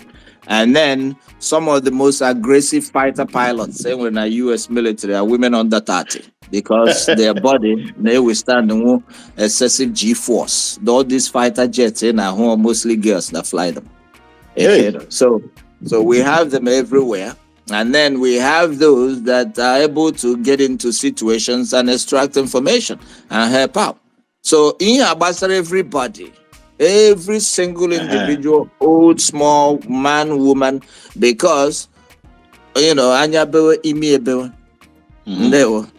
Mwa yuna anugoni unanugi abugoni me ebu egbe open egbe ekworo gi bulu egbe at least don't wait for game but for now join a good idea this conversation come and ask your question no we concerns in well ajụjụ ọbụla ị ga-ajụ nwebe abalị uru there is an answer for it come in join us let's move forward because let me say it again when you come into this panel to speak mute your mic so it doesn't interrupt the person speaking all the very important again because share the space we're not basa more people when you join the and I know somebody's voice now okay or our guest so ajụjụ nchọrọ ịjụ ajụjụ adị obere sensitive mana ọ dị mma ka anyị na ya anya what's your view about the whole sit at home declaration and the enforcement on fellow Igbos by the IPOB? Do you believe that this extended move contributed to the insecurity problem in any way? If any governor at all is to try to end Umuyendia, what do you think should be the best approach? Or what should they have done for the game or anything? If I did worse, what could we have done and what can we do for Ebokaneme now? Well, the sit-at-home approach initially had effects, a positive effect, but like in our Olus go steep. Okay. That effect, onwezi onye na-echeta na nwere ihe ejiri hiwe ihe onye ọbụla na-echeta asị anyị nọrọ Monday sit at home and everybody sits at home, and that is beginning now. Initially the intent was okay, but now that value has long gone and it should be taken out of the equation. Now, how do you take it out of the equation? Like I've always maintained, you don't go attacking. Anyway, here's the thing people don't know. Every war starts at a negotiation table. Kills people that are not part of the process, and then shoots itself back to the negotiation table. Have you noticed the cycle? Every disagreement starts from a negotiation table. Two leaders or two opposing forces will disagree at the table. Then they start shooting each other, and then they shoot each other back to the negotiation table. So now, why am I saying that? The constant fighting and shooting and harassment and all this and all that about IPOP and all this is way overdone. What should be going on now is solid, both behind the scene, diplomatic, direct engagement negotiation with IPOP, between IPOP and the Southeastern government. Believe it or not, each part of the element when there's something to contribute, both good and bad. But they cannot see to the good of it until they sit down and ask, when they why? What do you want? And then IPOB will say what they want. And this is where we'll meet at a middle ground. That's what this is all about. But our IPOB make here their demand, a government that march here with unproportional force. Hardy Bowden, they go after the government goes after them and innocent people. The cycle continues. At the end of the day, how would they innocent civilians that pay the price? The whole idea of sit at home, initially, it created awareness, which was required. It created, the focus, which was required. But now, that awareness is forgotten. And what needs to be done is for the government to engage IPOP. And now, how do we do away with this sit at home and find another means to continue to keep this in the front page? That's what needs to happen. To go out there and have a shootout with IPOB on Mondays, and IPOB will come out and start shooting at people on Mondays. Nobody gains anything with that. Well, how do you, talking about having a conversation, sitting at the table, it looks like anyways the two factions now, right? One, yeah, IPOB. The other one is Simon Ekpa and government in exile. So how do you deal with that? Because they can't actually, they don't even believe Nigeria may exist now. Uche herself, Ali was in a virtual world now because I was in government headquartered somewhere else. Everybody sharing now. Whether we believe it or not, that's what they believe. So how do you have a conversation with that kind of element? The conversation you will have is we always say go back to the basics. Who formed IPOB? Where did IPOB come? What is the original IPOB? That's the one that's on ground in Nigeria, right? The Simon Ekpa faction, it was a splinter group out of the original IPOB. Some of them still have passion for the original IPOB. Most of Simon Ekpa's gang are overseas. Some of them, I wouldn't say for sure. Some of them, I know them. They don't have any intention of returning to Igbo. So what you do is you form alliance with Ndinken on ground with the men IPOB, everybody man. The people that initiated this, the people that had a goal and a vision of what needs to be done, those are the people you negotiate with. And when you negotiate with them, then even they will give you the system or the intel or the knowledge on how to deal with the splinter group or how to approach the splinter group or how to deal with them. That's how these things work. You cannot go and start negotiating with Simon Ekpa as a separate entity. Simon Ekpa is an offshoot of original IPOB. Original IPOB is still on the ground, Nalibo. They still have, representatives that are not faceless. They have faces. They make statements. They talk. They write memos and all that stuff. So the government should go into what we call covert operation and clandestine negotiation. Have some people with integrity to go and negotiate with India on behalf of the government. Because if the government comes out now and say, oh yeah, we're going to negotiate with IPOB today, it becomes a publicity issue, which will rub people the wrong way. So the main way to deal with this thing is to go with underground intel. Link up with some people with integrity with IPOB, contact them, let's start softening the ground until we come together and figure this thing out. That's how you deal with such things. If major organizations do that, countries do that. That is the power of covert operation. When you go into covert operation, you either do some crazy stuff or you do some legit stuff. But the issue is, if it goes wrong, you deny it. And then if it works out, you come in and you shout it out. That's what needs to be done now. And they will. I think, Chika, go ahead. Just as a follow-up to Ihoku, you mentioned one thing, the very clear. It's now we got two factions. The most important faction, Bunkara form here and on ground, they directly face the situation. Then I work with different faction, both in diaspora in different areas, and it's not concentrate here on ground. The one thing and very important thing he gave me is, but now on diaspora actually provide the capital and the funding to make some of these things happen in Nigeria here.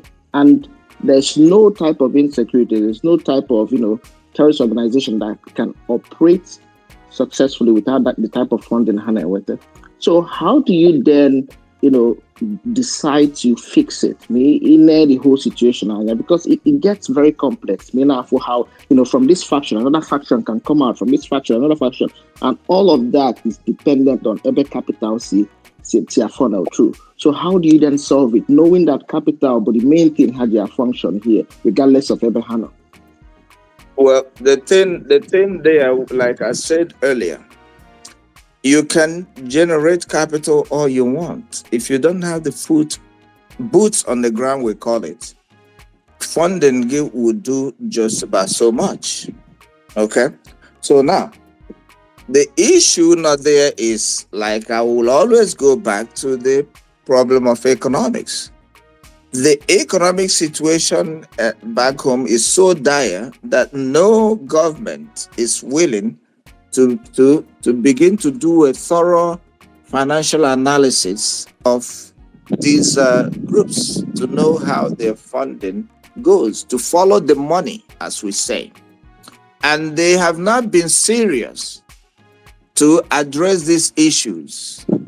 If you have actionable intelligence to tie these groups to whatever crime or anything that's going on back home, if there is any, you can use that to make a case within their countries of domicile. And then you work together with those countries to address the situation.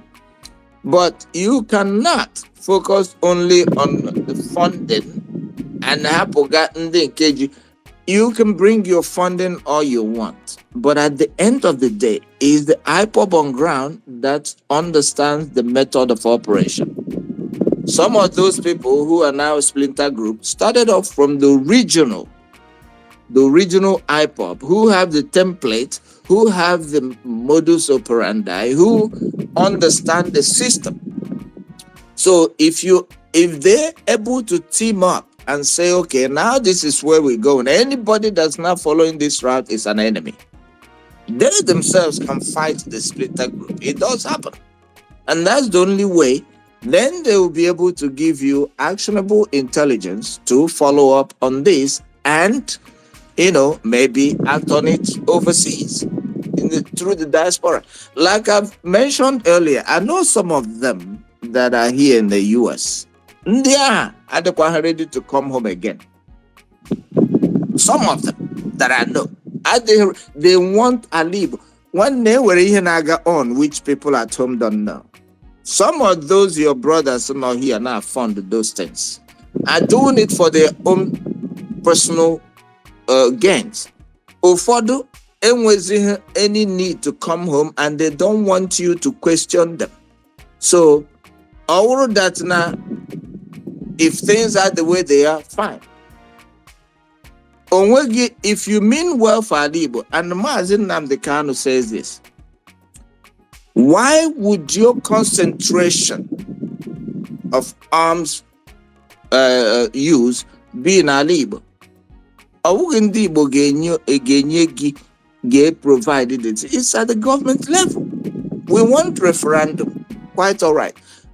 How does that translate to killing a woman on Imahia? So when you look at it, the whole ideology is skewed. Funding ML like that, though, I'm not saying everybody's like that. So what you have to understand is, what is this funding for? Or to provide security in Igbo, or to cause problem in Igbo? And then you go from there. Now, original IPOB are the people that formed ESN, from my understanding. They did a lot of good work until Abiakwamwe splinter group out of that, who are still back home. Not everybody in overseas now contribute to Ego meeting well. I will tell you that for sure. Some would just out of Ketisa in some, out of general concern too. But this is just the way it is. But you have to start from negotiating with the forces on the ground. You have to start from the ground and then work your way up. It might come to a point where those ones who are not diaspora will be called home, and everybody sits on the table and we figure out, where are we going with all this? You have the government chasing something else. You have original IPOP chasing something else, and then you have the diaspora chasing something else. Where do we have a unity of purpose then? That's the issue. What are we pursuing collectively in unison? That's what we have to define before we're able to attack this. Ndewo. Okay, can I move the mic to Echezona? Echezona Ganiru. Echezona Inokwe. Ichezogo. All right. Why you batage ebe anwa? Adora, one them. Ndewo. Kekime.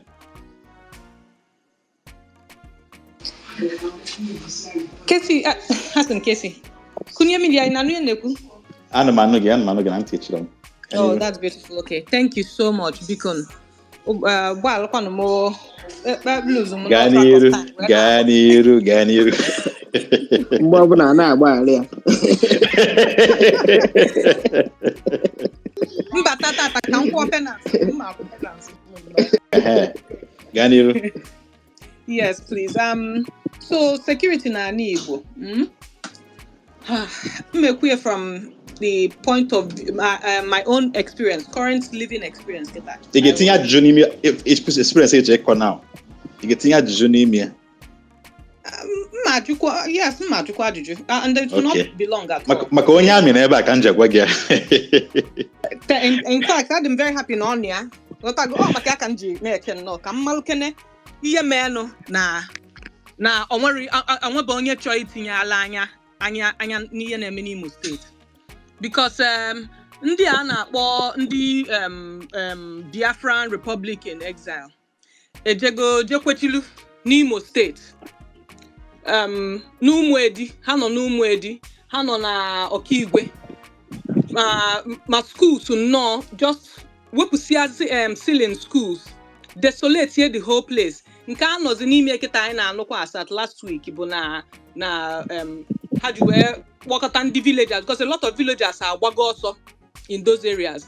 Then the few people nọ season na-enwere ike igba ọsọ ma ndị dịchago old ma ndị dị nnọọ tired ghọtago akpọ ha na-afọ ọsọ ha ịbịa gbaa ndụ with them. So it's a big concern kịta n'Imo State. I'm telling you, Ụmụedi na Ọkigwe efe adịrọ onwero ndị nọ dị anọ self ndị mmadụ agbago ọsọ ebe a. So asị m ka mmalụ ọchịa be anyị onwe nnọọ anything anyị emenwu to free up those areas because ndị be anyị agbago ọsọ na be ha. Thank you, sir. Ndewo. I'll go back to what I was saying earlier. When Ifeanyi mentioned it, Basara, funding and all that. The whole issue that I have with some of these things is you form an organization, and this is template of how terrorism works. You form an organization that means well. Along that line, other elements will start plugging in with their own individual agenda. Some of the people in Emeha might not even know or understand what the diaspora, whatever diaspora group, have in mind. Some of the people that are in the diaspora group might not understand what the regional mission or intent of IPOB was. So, again, I've asked some people, what has independence of Igbo land got to do with a woman? What is the offense? Nothing. So you cannot terrorize your own in an effort to give that person freedom. It doesn't work that way. What people really commit to in terms of freedom is when they are free, then they will commit to more freedom. But like I said, what needs to be done, I will know the way the government is pushing it. Because some of these government elements, they use this, especially during elections, to ensure that those places are no-go zone. We have this on, reasonable information. Those places are no-go zone, so nobody dares come out during election. I use stuff for ballot boxes, and then down the road, they win. So when you do that, the same people you're using to harass these communities to make sure that the election go your way are now back to that communities where they understand the environment and they're using it to their own advantage. Ụfọdụ nọzi dị na harass people na-ebu ji, na-ebu rice, na-ebu ihe niile, na-afọsọ ha to ịgba ndụ. government knows this information, but you know why the government cannot go after them? Because some of those boys doing these things are the same boys the government used to rig election. So, like we've been talking about, we all have to go back to our individual families. They didn't come from the sky. We know them. When they come home, do we hail them? This. Or do we sit them down and let them know that the other place? Or know that, life or the universe. I will give you an example. I don't know if you guys know the guy about Dragon that was killed a while ago. No worry. That Dragon was the security chief in the estate where I lived. Nobody knew what he was doing until he died. I did not know. And the more I saw that, I found the security outfit there. What we didn't know, he had his own group. Operation. When I found out, I briefed the people on ground, saying, fire him. Some of them attacked me. Oh, they are and all this and this is the problem that we have when we address these type of things from a very simplistic perspective based on experience and what we know. We get attacked. Oh, am I here? And all this and all that. And I'm not low where I am more than most people know. I'm there 3 times a year. But what I'm saying is, we need to go back to our individual families and start talking. And we need to, through various groups, will say, enough is enough. Go to government house, Douglas House, Owerri, and demand that the government address this situation. Not by show of force. Now, the government will roll into Okigwe or wherever and shoot everybody. That's not how it's done. Address this situation, send out warning signals severally. Let them disband or dismantle before you roll in. That's how it's done. And then you begin to do what I earlier prescribed, that's roving guard, where every now and then security forces would do a run across various villages and communities. Get familiar with them. That's how you collect intelligence. Or people here like this boy here twice. And then you follow him and you do a sampling on him and then you roll him up. But that's not what they do. What they do, with the information that this group terrorize people, immediately the entire 32 Field Artillery Brigade will roll in and start burning houses and shooting people. When you do that, or in a chase 10 terrorists or 10 criminals, now you've created 40. They went away for what you've done, will join the team to fight you back. Yes. So this is what we see going on in our Igbo. Play of cat and mouse. Somebody needs to sit our leaders down and tell them how this thing should be negotiated. Hopefully, they are negotiated with will understand, including the Igbo. Your mothers and grandmothers are not able to go to the hospital on Monday. They're dying. What are we doing? Right. Somebody in overseas now on night shifts.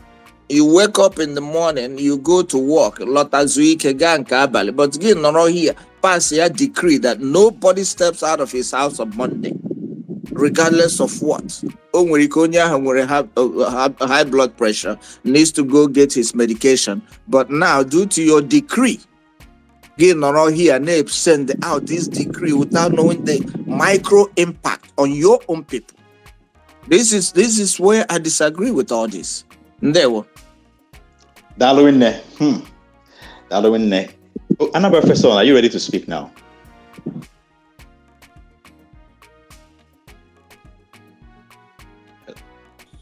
Can you hear me? Yes, Ngwaganiru. All right. Good evening, everyone.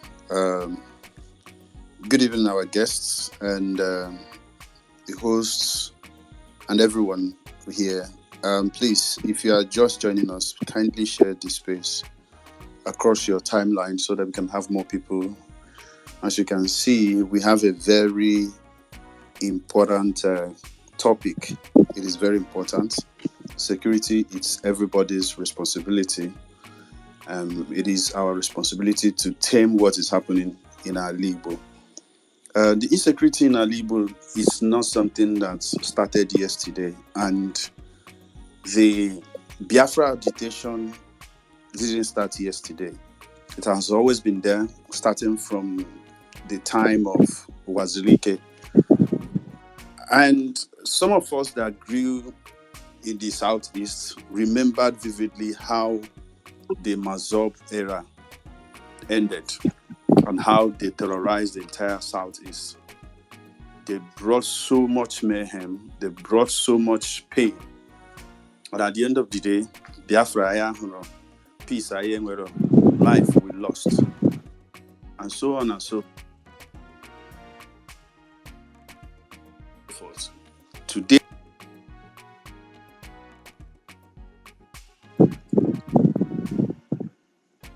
Uche, I think your mic. I think his connection is sent.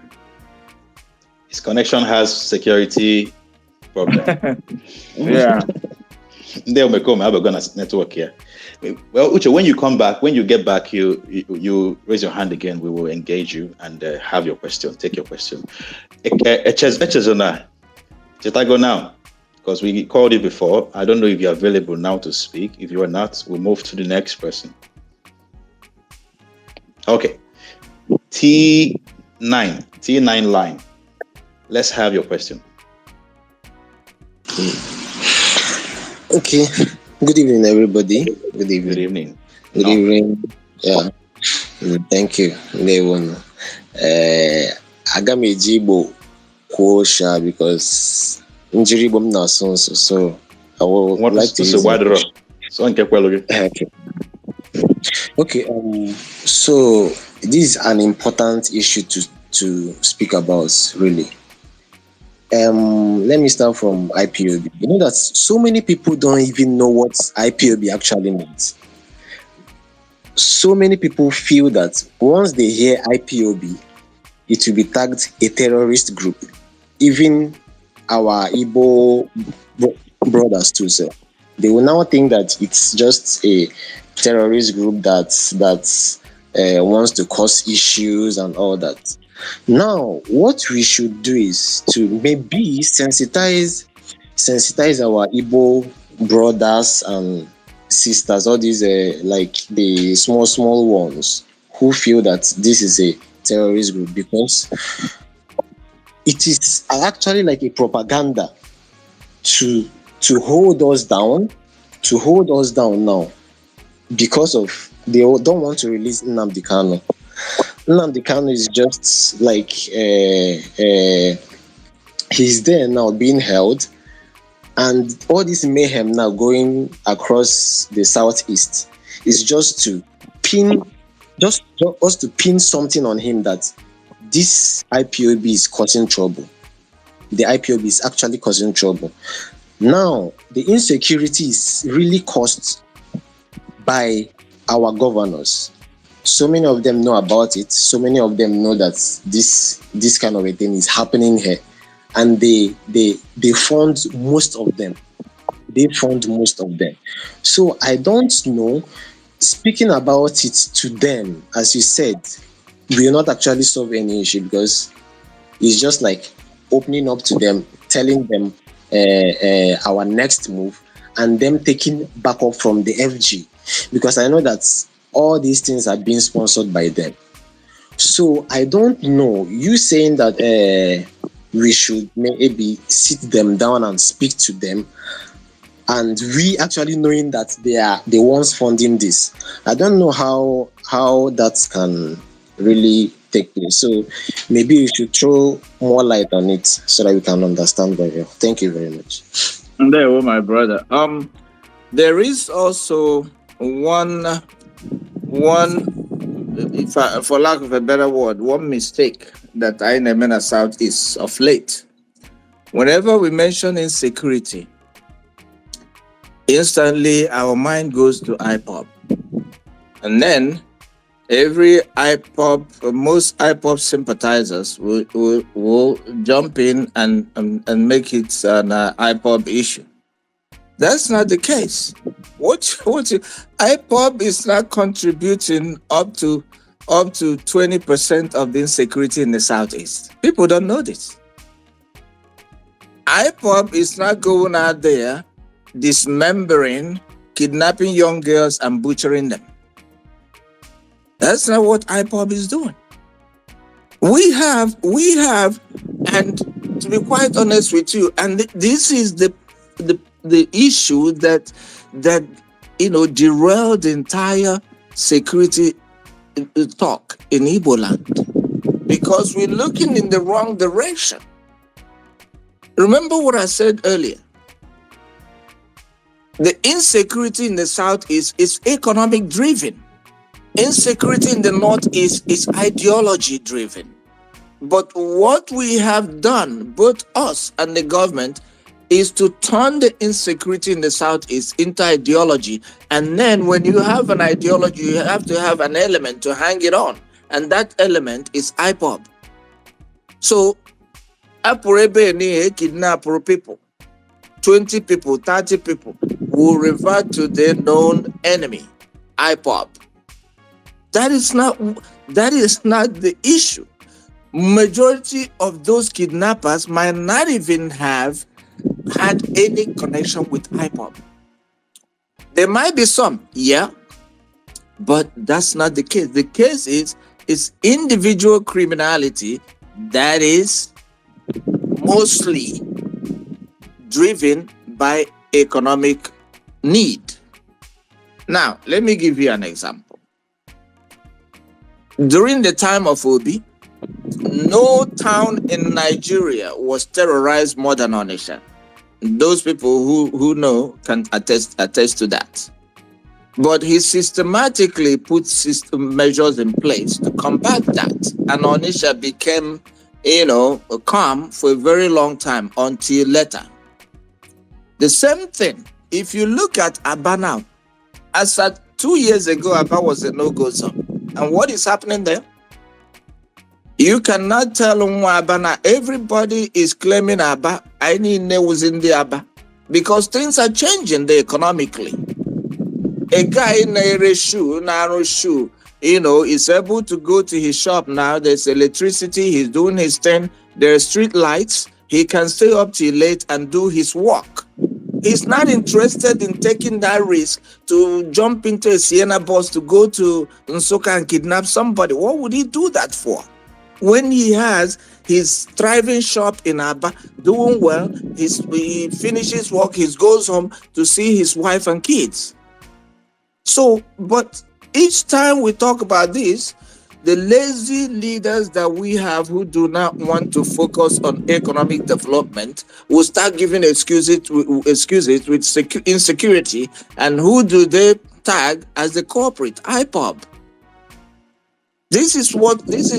And then some IPOB members would want that conversation to continue. IPOB is not the problem. It is not the problem. Clearly, it is not the problem. The problem is the economy. And then whoever is controlling the economy is the person that's part of the problem. Where is our money going to? Why don't we have roads? Why don't we have electricity? If I am somebody, a teller that needs light to into aqua during Christmas, but now I have to resort to gen. Now I don't have money to buy fuel to do Christmas work. By January, my rent is due. What do you expect me to do? I go home. My children are going back to school in January. Everything is on me. And oh, by the way, I have access to AK-47. What do you think I should do? I will grab it, go out there. Maybe I know one or two contacts that will put me in line. And I'll go do my thing and come back. This is how it works. When you address the economic challenges, you will kill insecurity by a very significant percentage. Hanging it on the neck of IPOB and saying this and saying, and then IPOB members coming in and trying to make it the issue is not how it should be. So when you put up the economic parameters in place and things are functioning, you can then come back and sit down and negotiate and say, yeah, I know this is what you're demanding. This is where we can meet and work this out. That's how it works. At the end of the day, if what we want and the measure with which we're going about it is the only way we want to go about it, we might end up killing every Igbo person. And, by so doing, who will be there? Now you have families that are moving to Lagos due to insecurity. And then you have the same terrorists are now going to Lagos to hunt them down. A few days ago, a group of terrorists went to is it Alaba or wherever market to waylay them there. Who runs that market in Lagos? Igbos. And who were there? Igbos. But this is the reality of our time, and this is the truth that we have to accept before we begin to look for decoy or who to hang this on and make it a big discussion about IPOB or this. It's not about IPOB. It's about individual security. There we go. Thank you very much, Ochara. Can I elaborate? Can I well question or contribution from one of us here?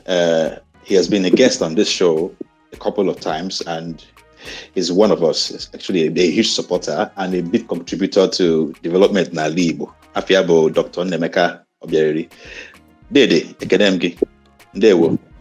Thank you, my brother. Thank you so much. In fact, the last person that spoke my mind. Sorry. Let me just set some clarity. We have a guest here, while we're having this conversation about security. That's the last person that spoke now. He's a U.S. Army veteran. He's experienced in security. So we called him to come in and join us in this conversation and bring professional perspectives to this. So I find him. That's why he's talking the way he's talking. So you can engage him with your questions.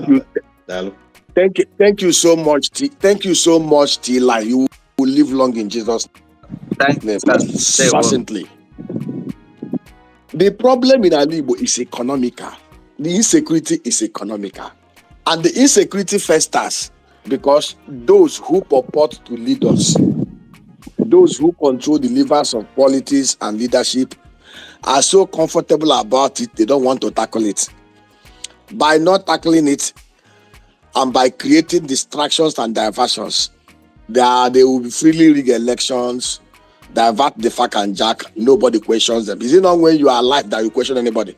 Those who are supposed to stay around to ask them questions, everybody have disappeared. So they are left with the hungry, the humanized folks in the villages who they now give stipend. And this is deliberate. And he actually pointed out what happened when P2B became governor of Anambra State.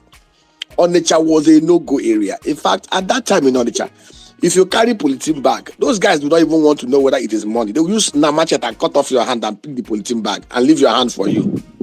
It was that terrible in Anambra. What did Peter do?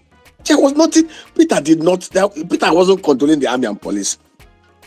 Peter understood clearly two measures: social investments and handing over security to the people. Peter, just like T9 enunciated, most people then were blaming Masob and all those stuff. But in Anambra State, Masob never had any impact on that Peter. And how did Peter strip Masob of whatever influence they had? Peter understood. The people understand the good, the and the ugly. Peter also understood these principles, that lawful terror deters unlawful terror. And what is that philosophy? If there are 5 brothers in a room, 5 of them have AK-47. One is the one, Ishabubu, that doesn't want to repent. 4 are good. They want their family to grow. That Ishopu will either repent, leave the town for the 4,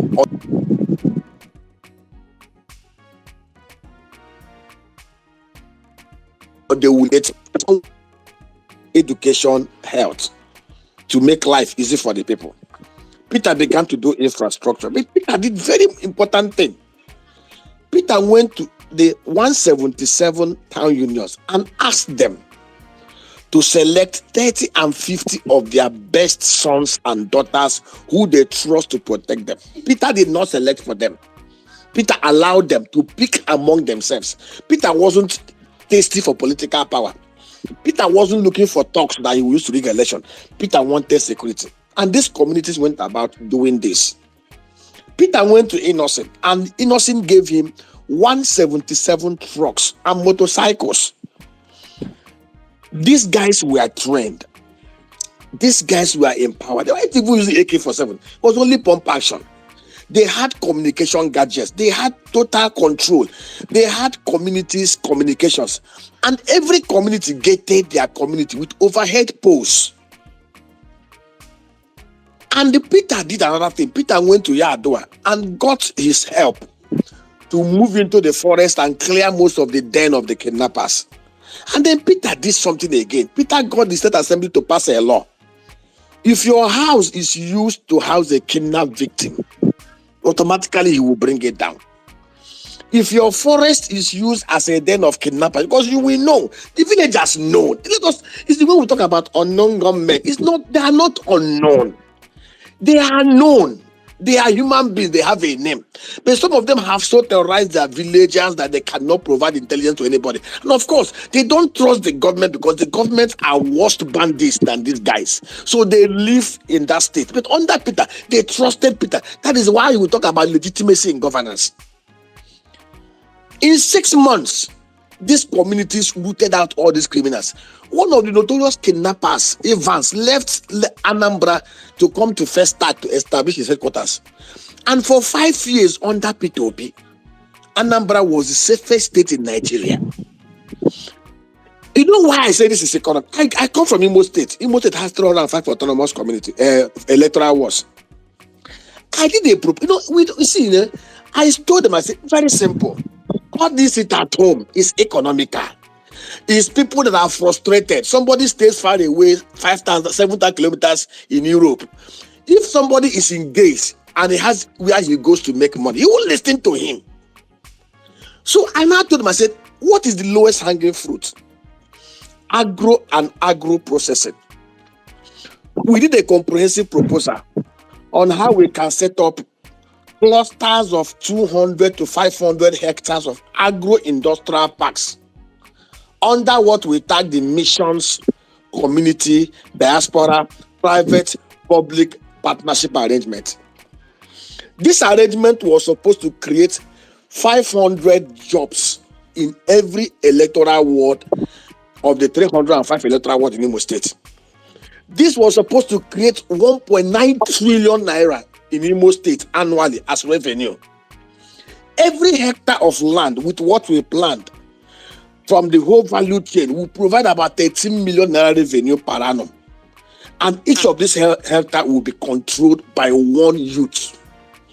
We will provide the funding under a private sector raised arrangement. And we gave them, in my own community, the diasporans were willing. When I ran the numbers to them, they were asking me, Doctor, when do we start? I said, we cannot start without government support because but it's not the Land Use Act and everything. Government will always be part of it. And what was the arrangement? If you reclaim 500 hectares of forest and turn it into agro park in Ali Igbo, in every of the electoral wards, there will be no hiding camp for the armed robbers. And the youths that they will have been used to populate their camp will have become useful. Because close your eyes and imagine a youth that makes 3-4 million naira every year in the village. There is nothing you can tell him that will make him to drop what he's doing to come and listen to you. And again, and we said within each of the clusters, we will have 30 agro rangers that will be trained and armed. When you have 30 agro rangers in every of the electoral wards, you have 9,000 armed youths. They know every inch of their community. You give them Kenkoso dogs properly trained for hunting. Give them drones. You pay them well, 120,000 naira a month as salaries. And I ran the numbers of how that funding can come about and how we can put in place a security trust fund that is transparently managed. And how we can build an economy that can grow the GDP of the Southeast by $20 billion annually into the next 5 years. But the truth is, when you do this, most of these youths, because some of them, you sit down, you talk to them, you understand that they are frustrated. Some of them are so tired of, let me tell you, any of these kids you see in the bush doing most of this, they are jobless. Most of them, after doing these things, they leave town, they leave the village, and they come to town. And when there's so much for some, they will go back. So the truth is, I want to appreciate the main speaker T for his contributions. Anybody telling you, see, we know there have been infiltration of those who are struggling for self-determination. But also remember what happened in 2020. We need to understand the genesis. When the herdsmen terrorists were destroying every part of Nigeria under Buhari, the Southwest set up a Matokun.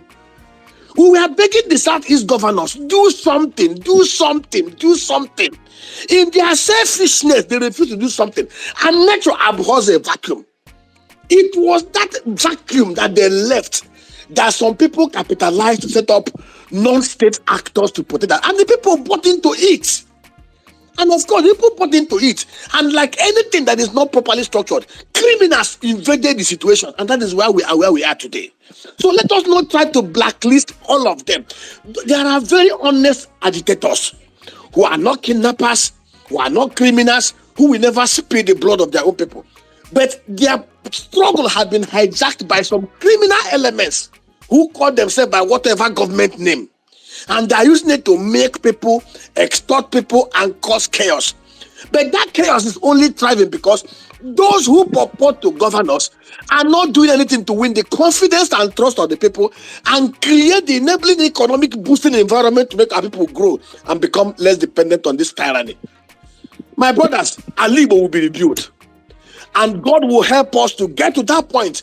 It is left for our people to open their eyes by 2027 or thereabout to Piaka refuse to be used to rig election to put into place of power those that can help us to create prosperity that will deny the avenue for criminals to thrive. I yield the mic. Thank you. That energy we can. Doc, I thank you very much for lending your thoughts to this conversation. Ochiaya, you want to security, you want to economy. So let's see how you connect with him.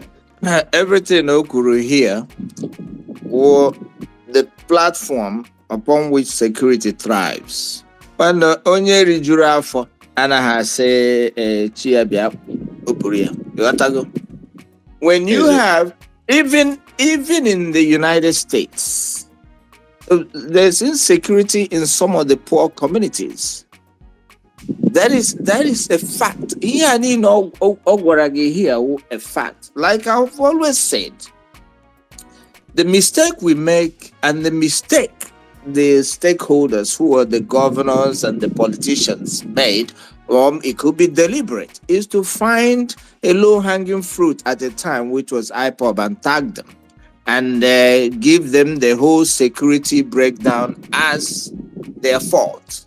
And then some of IPOB members, as if it is a war between them and the governors or the leaders. The issue not there. Let me ask anybody. Before Alex Otti came into power, I said this earlier, Aba was a no-go zone. Now, some of the criminal elements started to leave town as he went on a cleanup agenda and the economic empowerment and the infrastructure infrastructural development. They started to leave that town, but that was not good for their pockets. What did they do? They seized a great opportunity to go back there and kill 2 soldiers so that they would turn the environment into another no-go zone. But thank God, Alex Oti remained resolute in his pursuit for people's development. And now Abba has calmed down a bit. Had that happened in Imo State in Owerri, communities would have been burned down. People would have been killed. Wherever those 2 soldiers were gone down would have been a no-go zone right now because everybody will plug in. When you form a system, a socio-political system for agitation or whatever, and it has loose nodes, as we call it, it remains porous for people with different agenda to plug in. And often, the people that plug in into this agenda are criminal elements. And then they will go with your name. It becomes an incorporation where Ejidea Onwurikonya has never for once attended IPOB meeting.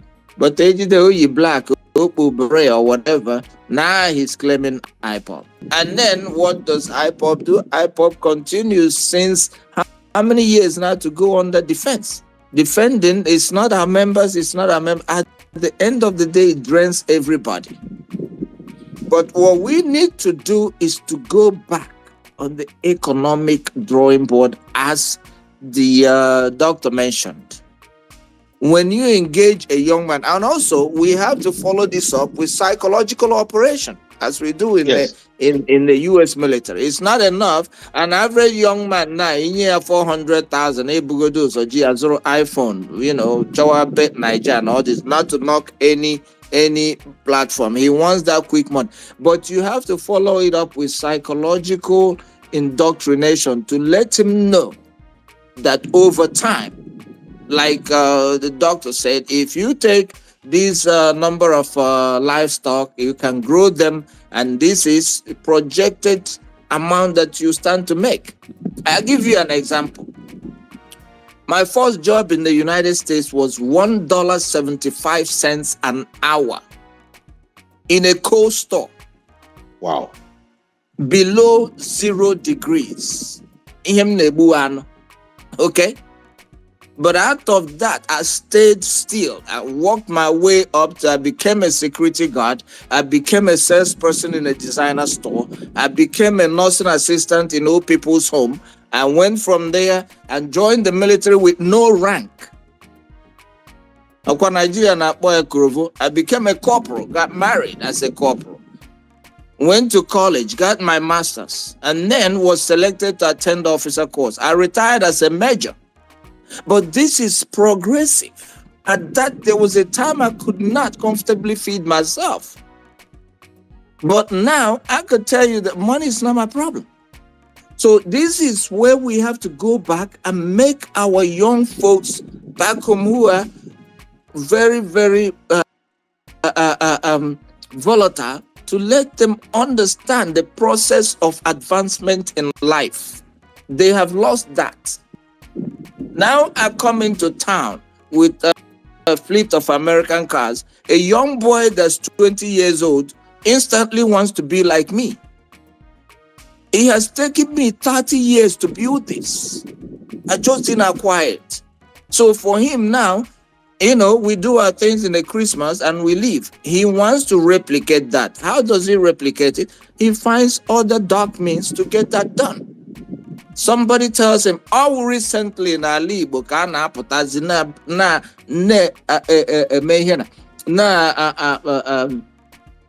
a brandish is equal as if it's the right way to go. Stuff Anna Frano at Anaji families ostracized back in the day. Ozia Kamadana Putana na tribe for Zina Pompon up as a ritualist, and we accept that. These are the things that fuel insecurity. When that fails him, what is his next move? When he goes for organ harvesting and he's not able to get that, to find out that it's not what is said to be, you cannot just sell any kidney anyhow. If that fails him, he comes home. What is his next move? And then you have a group of people, the younger generation, who have been traumatized and destroyed through cultism, through drug use that makes them think they're invincible. And then you add the possession of weapon system. It's only somebody who has not handled a gun that does not know that a gun has its paraphernalia effect. Once you have a gun, you begin to feel like you're invincible. You even sometimes lose your senses. That's why we go through repeated trainings here.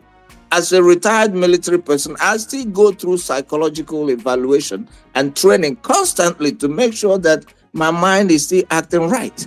But you have somebody who's there on an ample his mind is already destroyed. He sees affluence around him, but he has no way to access it. And then he gets access to a gun. What do you think he would do? And then the parents are not talking to him because the parents don't even care whether Mourinho to Torino. When we were growing up, we ate 3 square meals in a home. It's no longer the case now. So these are the things that are fueling insecurity at the micro level. People think insecurity all of a sudden blows up. No. These are little individuals that have been destroyed. Now, all of a sudden, he sees a politician that wants him to carry a ballot box. He's made. Oh, here this group now that are run around town, and the politicians see them and look the other way. The unknown gunmen. The unknown gunmen are brand. Then again, we always love tags. The people that should take responsibility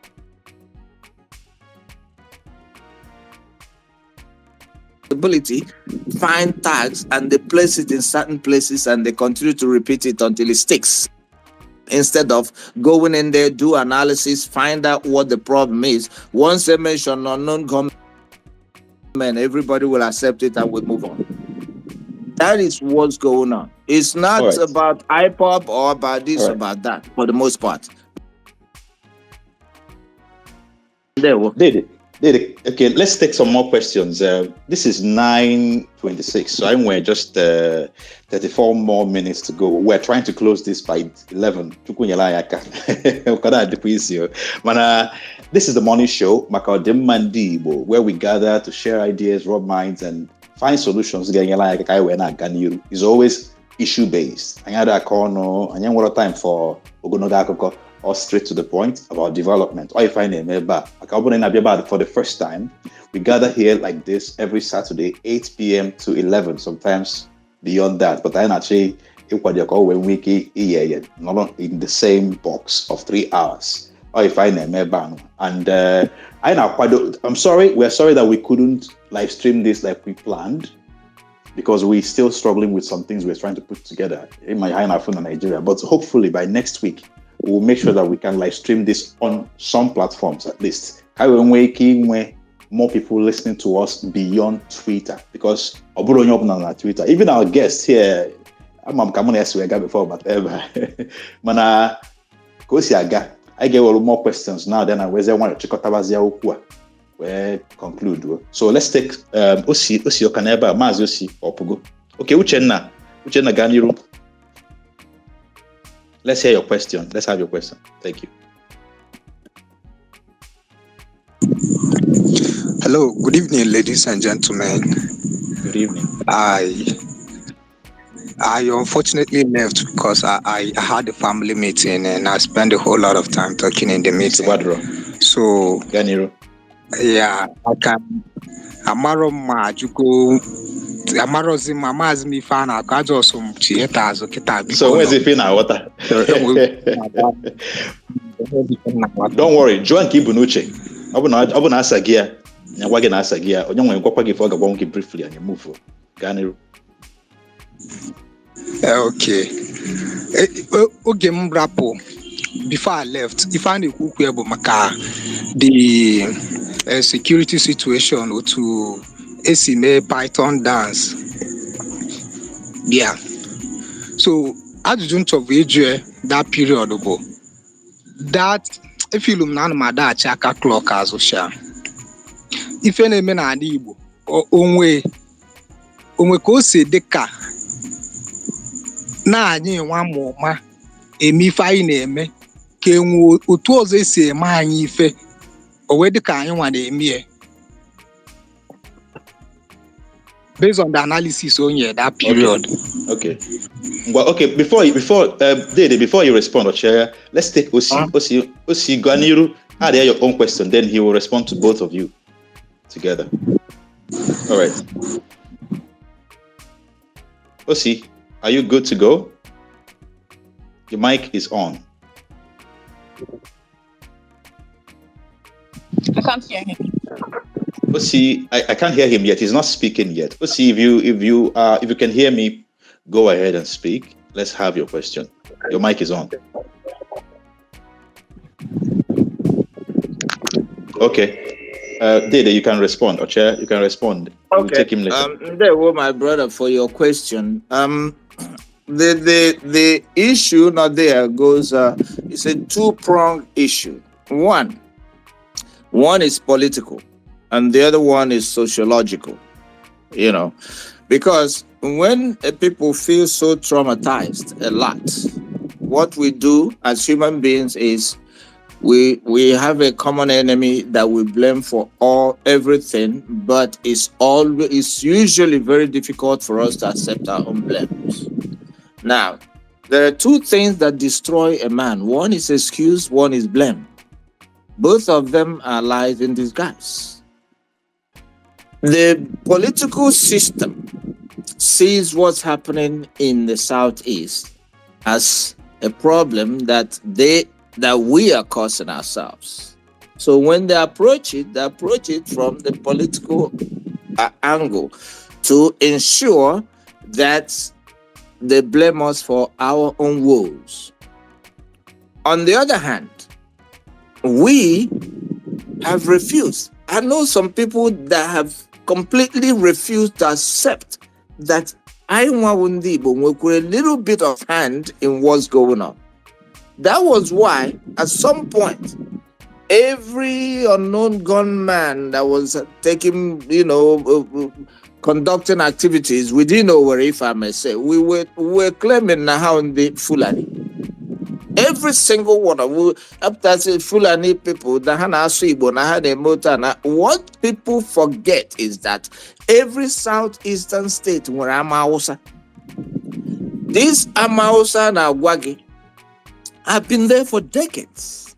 Some of whom are with and they are women with our men. A lot of these criminals say now and they as on they also all this or that. And they are more in that locality that have not gone back to wherever their families come from, in Sokoto or wherever. So they are among us. That's one element. Then you have the other element also who have figured out that the Southeast is so porous. So Hamu Futepia join here, they will benefit from the economic proceeds of this insecurity. Every now and then in a herd of trucks that are coming into Southeast to conduct operations. So, but they are not doing that in isolation. They're coming to join local gangs that are driven or formed by our own people. But we overlook all that. Only without having contact, without having point person where is you all the way from Sokoto, Pali, to come into where a young Hausa person to just come and terrorize the entire area. You have to know the terrain. You have to study the pulse of the people. That's how you conduct arms operation in an environment. You just don't show up and start shooting. It may be escape route again. You don't know that. Or people on the ground that will guide you and bring you into their circle and use you, maybe put you out there as their proxy to go do stuff and return back to camp. So we also have a hand in what's going on. It's not just na government on the Hausa Meganya attack, and we also have a hand in it. I'll refer back to the recent situation too. Ladekbo, funding on into business is 95%, if not 100, controlled by Igbo men, Igbo people. That's our market in Lagos that we control. How come we had terrorists all the way from Owerri that chased these guys to Ladipo the other day to go and harass and shoot them out, without knowing that there was also an infiltration in their camp that gave up their position and stuff? So you look at it, we have a huge hand in it. Seriously, we have a huge hand in it. On the Hausa Berana Bara Bishop, this philanthropist, Anambra State, Abra Church, Biababu people. On the Hausa Berana, there might be one or two of them that's involved. But what we claim is any of these operations, we distract ourselves by blaming others. I say how you army uniform, those things are immaterial. The issue there is anybody can gain access to military paraphernalia for criminal purposes. But what we're not telling ourselves is that some of these people, we know them, we need to go back and talk to ourselves and our families. And in even for these hybrid Indians nation, and some of them were their own kidnap gangs that are bringing proceeds back to them. So this is where we are. It's not only the government. I quite frankly do not see it in totality, apart from using these elements to gain power and office. I quite frankly would not see any governor that will continue to cause insecurity in his state to make it ungovernable for him, except if he's a very useless human being. But the problem is they create this system to gain power, and then the system slips off their hands and goes rogue. That is what's happening. But to answer your question in a nutshell, yes, there's a political element where the system, the powers that be, wants to blame us for the problem. There is also another element of it, sociological, which we have a hand in causing the problem and blaming the political system. Thank you. Casey, Ganiro. Nah, the conversation, I like it now about that. For me, so many things have been said here, but always certain things, and I repeat it more often and say, hold on a little bit, we need to step back. Every research is not available. Everywhere you look up, I got wagging. Poverty may not very close correlation to crime. So a lot of the things in here around our problem being an economic problem. But this is not answer of our economic problems. Most of the crime will disappear. I beg to differ. Maybe over the long run, from economy being part of the solution to our problem, but immediate solution, I don't see that as much. And I know a lot of people will disagree with me, but a very close analogy usable is in Nigeria need to reduce crime by being more economically viable. Well, we can look at a very close country, close to us, Ghana. I think more economically viable than Ghana as a country, right? But we can't say the same when it comes to standard of living, or when it comes to lower levels of crime and all of insecurity hitting our complaining about. People are poor in Nigeria. That's a known fact. But not every poor person, will push themselves into crime and things like that. So I want us to have a step back because, again, back together, the problem in the area is it, if you begin to talk about it, is it that maybe Ghana have better values, we've talked about values, or is it because they have a better security system that they can actually prosecute criminals? So we have to take a step back now and analyze it back to, it's an economic problem. If we do this, do that, it solves it over the long run. But immediately, it does not solve our problem. It makes some of the challenges I went from an economic perspective, the level of poverty I went, this lawlessness into it. When people are not prosecuted, when security systems are being compromised and all of that, I think that's a much better focus in solving the problems I went, as opposed to looking at it from an economic perspective. Biko, what are your thoughts? Thank you very much for using Ghana as an example.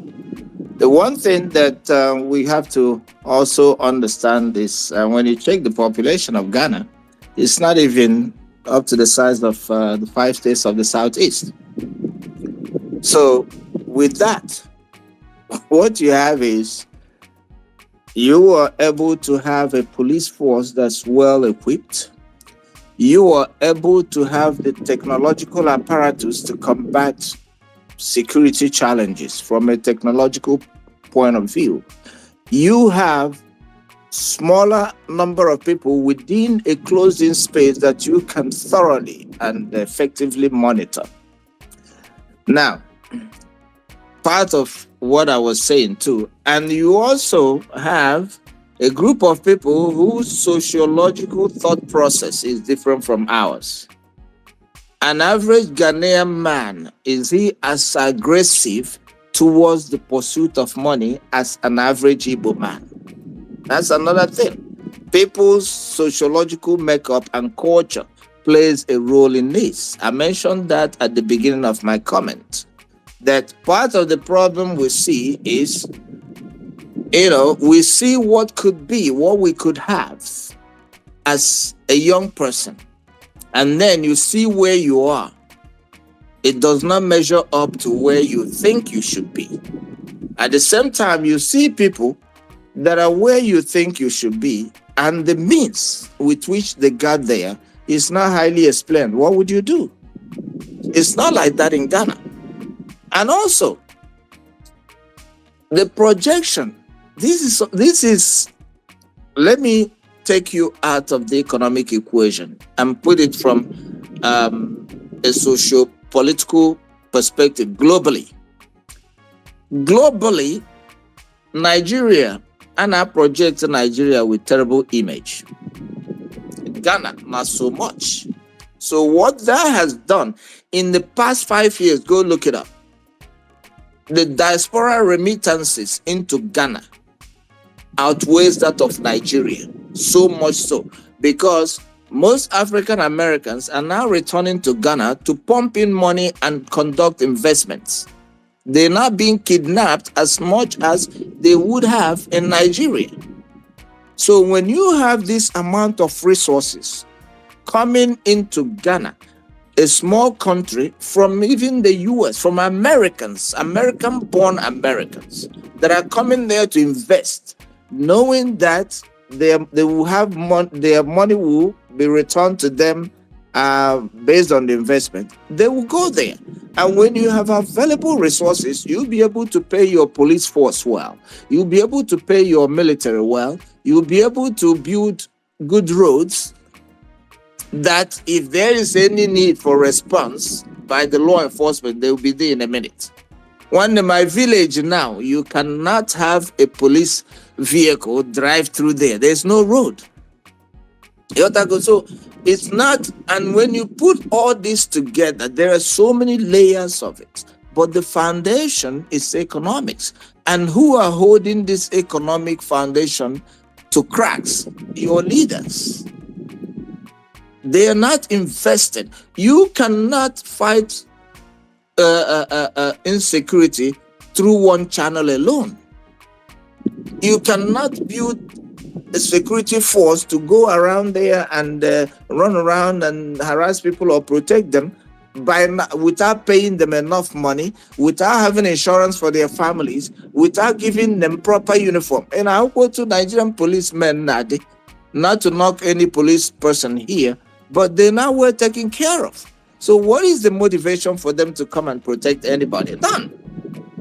Instead, when they die, their families are moved out of the barracks with a quickness.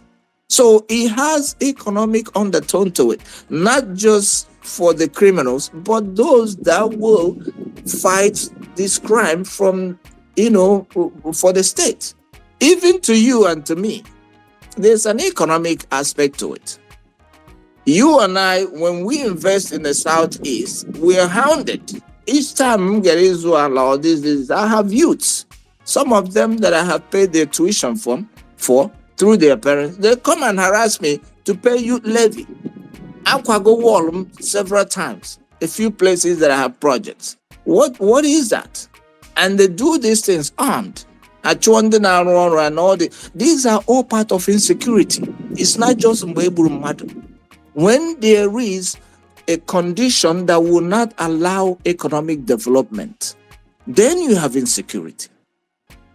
And when this is perpetrated in different forms, it's insecurity.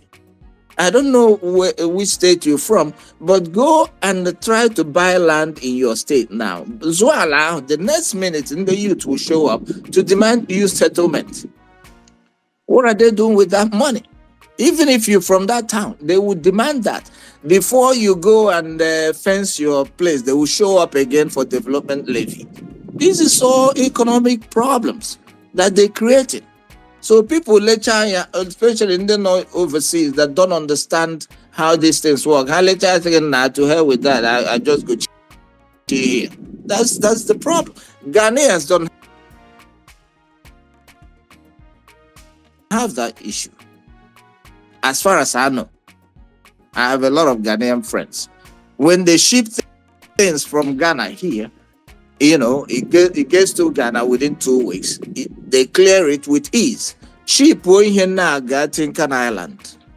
I want people, even your clearing agent will make sure that you lose every penny or that he gets every penny that you worth, just to make sure that he gets it cut. All not the okay, knowing that here one day and able to here in the Southeast. Why would that be a problem? I lived in Korea for 2 years. An average Igbo person, or why one was sold Korea. In here, Jenyegi residence permit na Korea, number of containers that you ship. Most of these guys say were there this back in the day. So what you see happening each time you travel Lagos Benin Expressway, trailer who owns that? Igbo. And what is that? Economic insecurity. That might be that person's last money. Coach may import.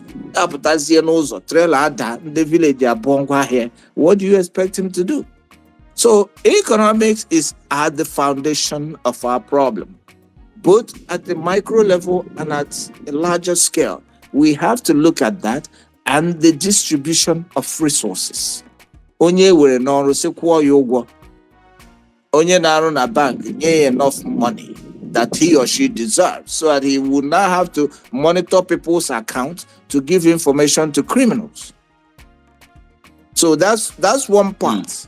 The other part was going back to talk to ourselves. Everything there is dignity in life or whatever God will bless you through that. We have lost that aspect of us. And what's in for an village in a effect? I'd never heard of that. But back in the day, and is watching at some villages, I say, only for putana anybody, or even if it's not true, if it's true or if it's not, those things have their potent effects back then. We don't have that anymore. People believe them. Believe them, and they worked and they helped us, they protected us. We don't have that anymore. So that's the sociological aspect of it, the cultural aspect of it that we've lost. So there's so many things going on that's contributing to our challenges today. So talking about the village, you mentioned something about the village. We're always talking about the Renaissance, the Igbo Renaissance in the last few months and few years. And this Igbo mantra and the Igbo philosophy is coming back. People are beginning to pick up the fire and feel the heat and try to do something about it, but this feel the movement, I can say to be but I want to ask a question in that line, because collaboration is something that we have practiced before, like you mentioned. Now that we are here, now that we are in this time, can if I feel, because people now not on a village, village now, southeast now, the impression is that the crimes or the kidnap or those kind of armed crimes happen mostly around the rural areas. That's the impression that is around now. So, do you have some recommendations as to what lawful methods that the rural communities can employ Igbo in order to improve security in their land, in formations, like very collaborative effort that could be supported by other people who don't live in the village, in the absence of effective government intervention, especially during the festive period and during occasions like burial, funerals, and traditional weddings? I need more. Emma, during one of the festive periods, I only monitor things very well if you're security conscious and you watch things very closely across Igbo land. The safest period, for the most part, except if you isolate yourself in some areas, the safest period for most people now, Christmas period. You know why? There are two aspects to it. One is because there's an influx of people around.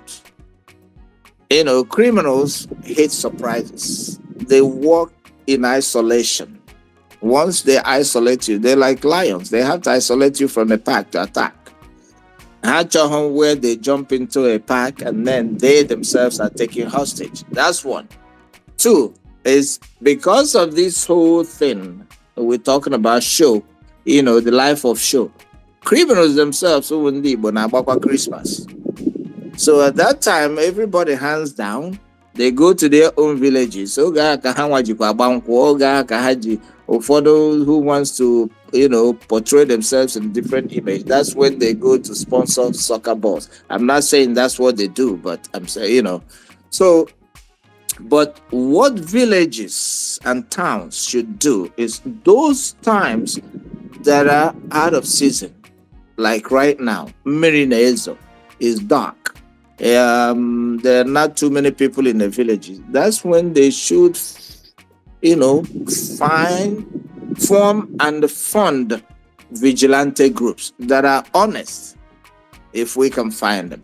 Some villages have that. My village has that, which I sponsored for a very long time before other folks joined me, and we pay money to make sure they paid well and all that stuff. It's all about information.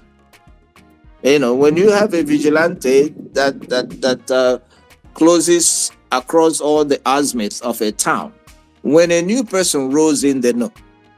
When a new car rolls into the town, they know. And this has to be done from the smallest element of the town, not a whole. Some of our towns now have gotten so big that you don't even know where they begin and where they. I'm talking about villages, if possible, kindreds, as small as possible that they can control. They have fluid information system that goes across. And when in your village, those face in your village, village here. And before you know it, information are go around. They go roll up to the person they roll or casually find out who they are. Those are the things that needs to happen. But the challenge there is that most of the young, able-bodied men that should be doing this are no longer in the villages. So our villages have become very porous, which brings me back to what I said earlier about roving guard by the government. If in a town there are 2 police vehicles that drive by like 2 or 3 times a week, shows up, stops by at the market square, greets people, shakes hands, knows the names of some people in that villages and roll out. Monday they do that. Wednesday, Friday or Sunday. The next time they change they reshuffle their schedule and do that. It will create the impression that a new criminal will not just roll into that town and start causing problem. Because say, man, at the moment in a drive into that town, maybe you will run into these guys or not. But what the government is doing, they wait. They providing reactionary security, which is not even security. After something happens, they roll into town, they burn things, they harass people and kill people. You create resentment with the community. So you know, there's only all about so nobody tells you what happens. So that's, you have to have local vigilante group that know each other and reports to a particular trusted element that has power and authority in the town, maybe the Eze or the youth leader or the traditional prime minister or whoever it is, as long as he is trusted and he is a clean person, that means well. Not somebody that will use these guys to do evil later on. Once you have that, and then you have to, the local community have to agree to themselves to provide information. When one boy out here all the time, before you know it, words will get around that some unscrupulous elements have entered town. And then I report to the authorities. So you have to have that, and you have to have police involvement. These are the two elements that we can put in place to provide security in our local villages that is becoming very desolate. Thank you. Darwin, thank you, sir. Before I ask another question, I want to give the mic to Amadio Halite. Let's have your question, Amadio Halite. So,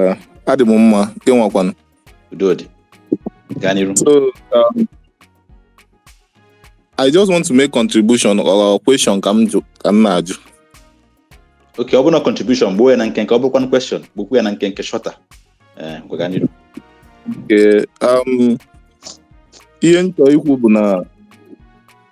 When it comes to insecurity in our Igbo, we must be very, very truthful about it. Like, number one, like I'm an Wendy Nezori, yes, Ndinkano. Mana the one na puoku na obuna mbobuna apu hanono but this case of some armed men no in our rural area na cause problem. Sinahabo enforcers, they are trying to protect these people from certain whatever. It's not like they are new. We know who they are. They come online. They are online. You see them. When I hear people say things like they are foreign, it's a lie. That we must be truthful. They come online. They speak Igbo language. They will show you everything. In fact, they are there. You know them. It's not just about it. You will see your fellow Igbo people supporting them with Igbo names, supporting them, calling them different names. Warlord or Omo Highway. Ndinka. Do you know in Olu? If you go, I have friends from those areas. All the very, very easy. In Lagos, in Onitsha, most of these places which are urban area, in fact, I suggest that it's high time we start calling people from those areas that are affected to come and tell you their stories. Because some of these people are in our land, they are tax collectors. They will come to your community and displace your Igwe.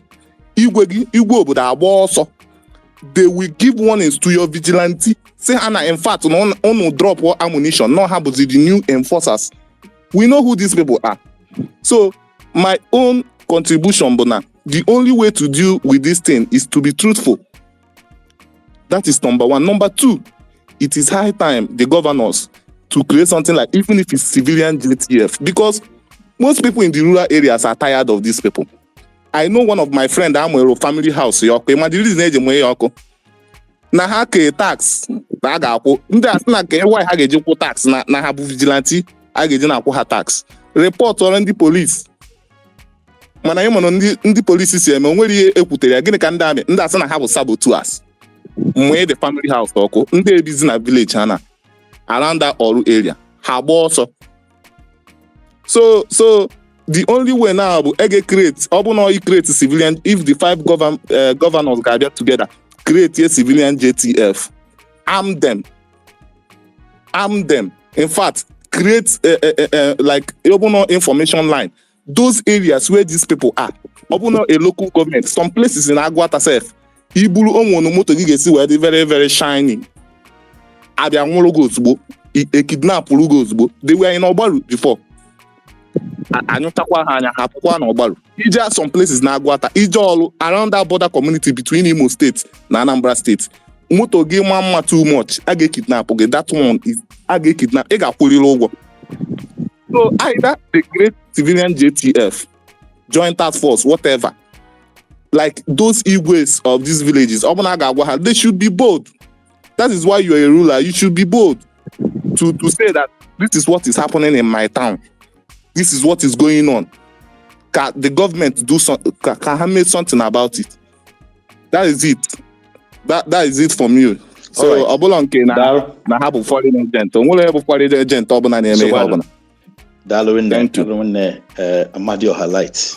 I forgot Maka no. I come like okay, Dorogani. Much of me add because ihe okwu ya Amadiku no bụ ihe imaga abum to jubo by question. Call a bit of that knowledge about ihe na-eme n'Imo State. So Malogo Ochiaka was as a Otago. See, we have to do something. No, but that by as in we are losing it. We are losing it. Imo State. We are gradually losing it. Gradually. We are quickly losing Imo State. There has to be something we can do. And then the also Amadio as well. I na social media every time. A lot of them never since Mandina attack him na this timeline since Anjibata drug that first question or Chiaya. So as a veteran na this na the force amanumo wotu nyesu one day reach mu out so we strings up ni ye pool mu kai bulukeni ha as a project. These boys open na ha choose dendo kai malo. Otago kai malo because ha ya no na ebusisi na the old no na village na ebusi ha our young boys are bobchago then ndi capture. In fact Boko Haram ka na turn into that place. They recruit to our young boys. Something has to be done. If not, here Boko Haram may go na Nubu Alsa Jane na bang. Ebido. People know guy. No, we have something has to be done. Let me buttress what Adora and Amadioha. That's even rhyming. Said Adora and Amadioha. Okay, let me buttress what they are saying a little bit with another question that will add to that. If I a critical concern, like we can see, and it touches everybody, what don't get exempted at all, no matter how rich you are or how big you are, even if you're a governor. Beg village game or the security in a government house, Nenugu or nowhere, Douglas.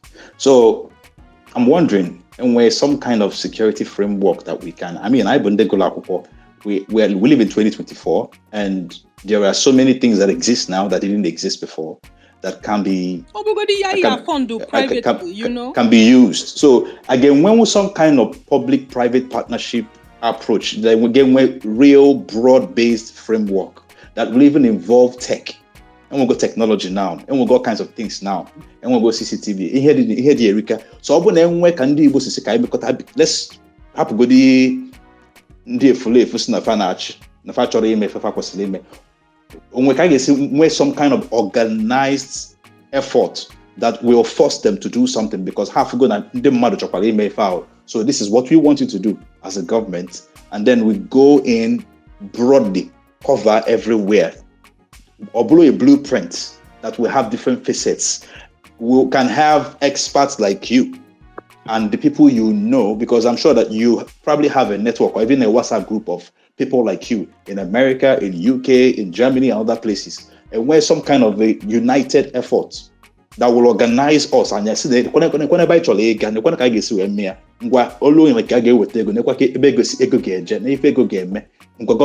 plan 9 if I talk we work together. And when anything like that, I get more because fell, and we have a lot of bright minds. So, or the possibility that kind of effort in play that can mature in a few months or a year or two. So can we, just like we are looking at how to tackle the values and the economy, Can we find something like Obro knee jerk, but something that is like a short-term solution that can at least arrest some of these problems in the meantime? We have, I know there have been some initiatives they're involved with over the past few years, where we were rounding up some of our brothers and sisters here who have military and armed forces experience within the Kenya and Nigeria. Igbo. One of our leaders, is a brother of mine who's a general who led the Nigerian army through one of the operations in Sambisa Forest. We got some agencies here that were ready to fund the initiative, where they will come in and train some people and form security outfits that will do this. Most countries now, that's what they use. Private security enterprise that goes in and provides securities, but they paid very heavily. But the problem not there. As soon as this was mentioned, when your leaders and your governors there went after this retired general with a vengeance, they went after him with everything. Yes. So and then every single person that was involved in the formation of this thing went on the ground because. But was he the only person? Like, was he like the only person speaking to these people, or was no? It a group of people? He was the main guy that was rounding us up, that was getting us, and the number was growing, and we got other guys involved and stuff like that. There were a lot of Nigerians here who were well versed, providing security systems in other countries. How were the systems? But once they step into Nigeria, Nigerian government and everything, customs, immigration, on your whole, and they after them, first you would never get the license there. So what we face in a deliberate situation that has been created, that's almost gotten out of hand. But now, Igbo, we have to go to the grassroots to face this thing. People equation, and that has to involve the Umuada meeting, August meeting. When they look at people in the faces and tell them this problem, give them ultimatum. They may start to change. They may begin to address their children. And then, first and foremost, the government will provide security for this and the other, to embolden them to speak up. Because what you see happening, any Ezeburi and issue now, once he mentions it and he's identified, the next day or he'll be kidnapped. I want to where the security. So the government is creating all these leaders who have just, who can bark, but their bark ain't with any bite. So this is what I'm recommending. That people begin to form pressure groups in the youth, not to form pressure groups to destabilize the place, but to go and make demands from the government. Make demands from their agents, first and foremost. Make demands from your leaders. When you vote, you see a National Assembly or State Assembly, go in his front gate and crowd, demonstrate there. Being a mayor for 1 week, he will go to the House floor and he present the case. And it will not take long before the governor or whoever changes their way of thinking. But what you see happening, here, kidnap, get the people, make all this. During election, the same people who cannot travel to their villages for Christmas or for Ebanku will go home during election because the governors and the politicians have now created safe environment for them to go to the villages and vote. So how do we think this will happen? No, it will not be fixed if we continue to support them in whatever they're doing or whatever they're not doing to provide safety. You have to hold them accountable, which brings me back to my engagement with some IPOB members several years ago. that IPOB could have been a serious pressure group that would have controlled the entire Southeast if they used that number to make demands from the governors. Listen, if you don't do this, you're not coming for next because we have the number to vote you in or vote you out. 100%. After all, Kendin Haron IPOB all with the youth. Kendin Ebu ballot boxes all with the youth. If we had channeled that energy, we would have changed Igbo land, but that's not what happened. Absolutely. You see, so there has to be a cohesion, power in cohesion, where we now go back and begin to make demands. An average Igbo person or Nigerian per se does not use their rights properly. And you forget to go right, which our parents used. Yeah, the amazing now. God help us. That person we are not there, who has the ability, who has the resources. Now, money is going into local governments directly. Do we even know our local government chairman? This is another way to tackle the problem. Go there, demonstrate in front of your local government. You can make sure a police presence in our community. You will build this doggone road. Hold them accountable. But that's not what we want. What are we looking for now? Everybody is trying to go look for contract from the local government chairman. My mother, my Maya, and all this and all that. If I go there, I'll get him contract. And then you get your cut, you walk away. And then who gets the security job done? Nobody. So we have to have a reorientation. And then we have to begin to form groups. Ndi no obodo Igbo will not do it. I will tell you this. A lot of your brothers and sisters in obodo Igbo Pogopege here. We have children here that are not coming back there to live. It's just a fact. We have to tell ourselves the truth. They will visit, some of them, but to pack up here, it will not happen. So based on that, a lot of our folks that live overseas have here. That is why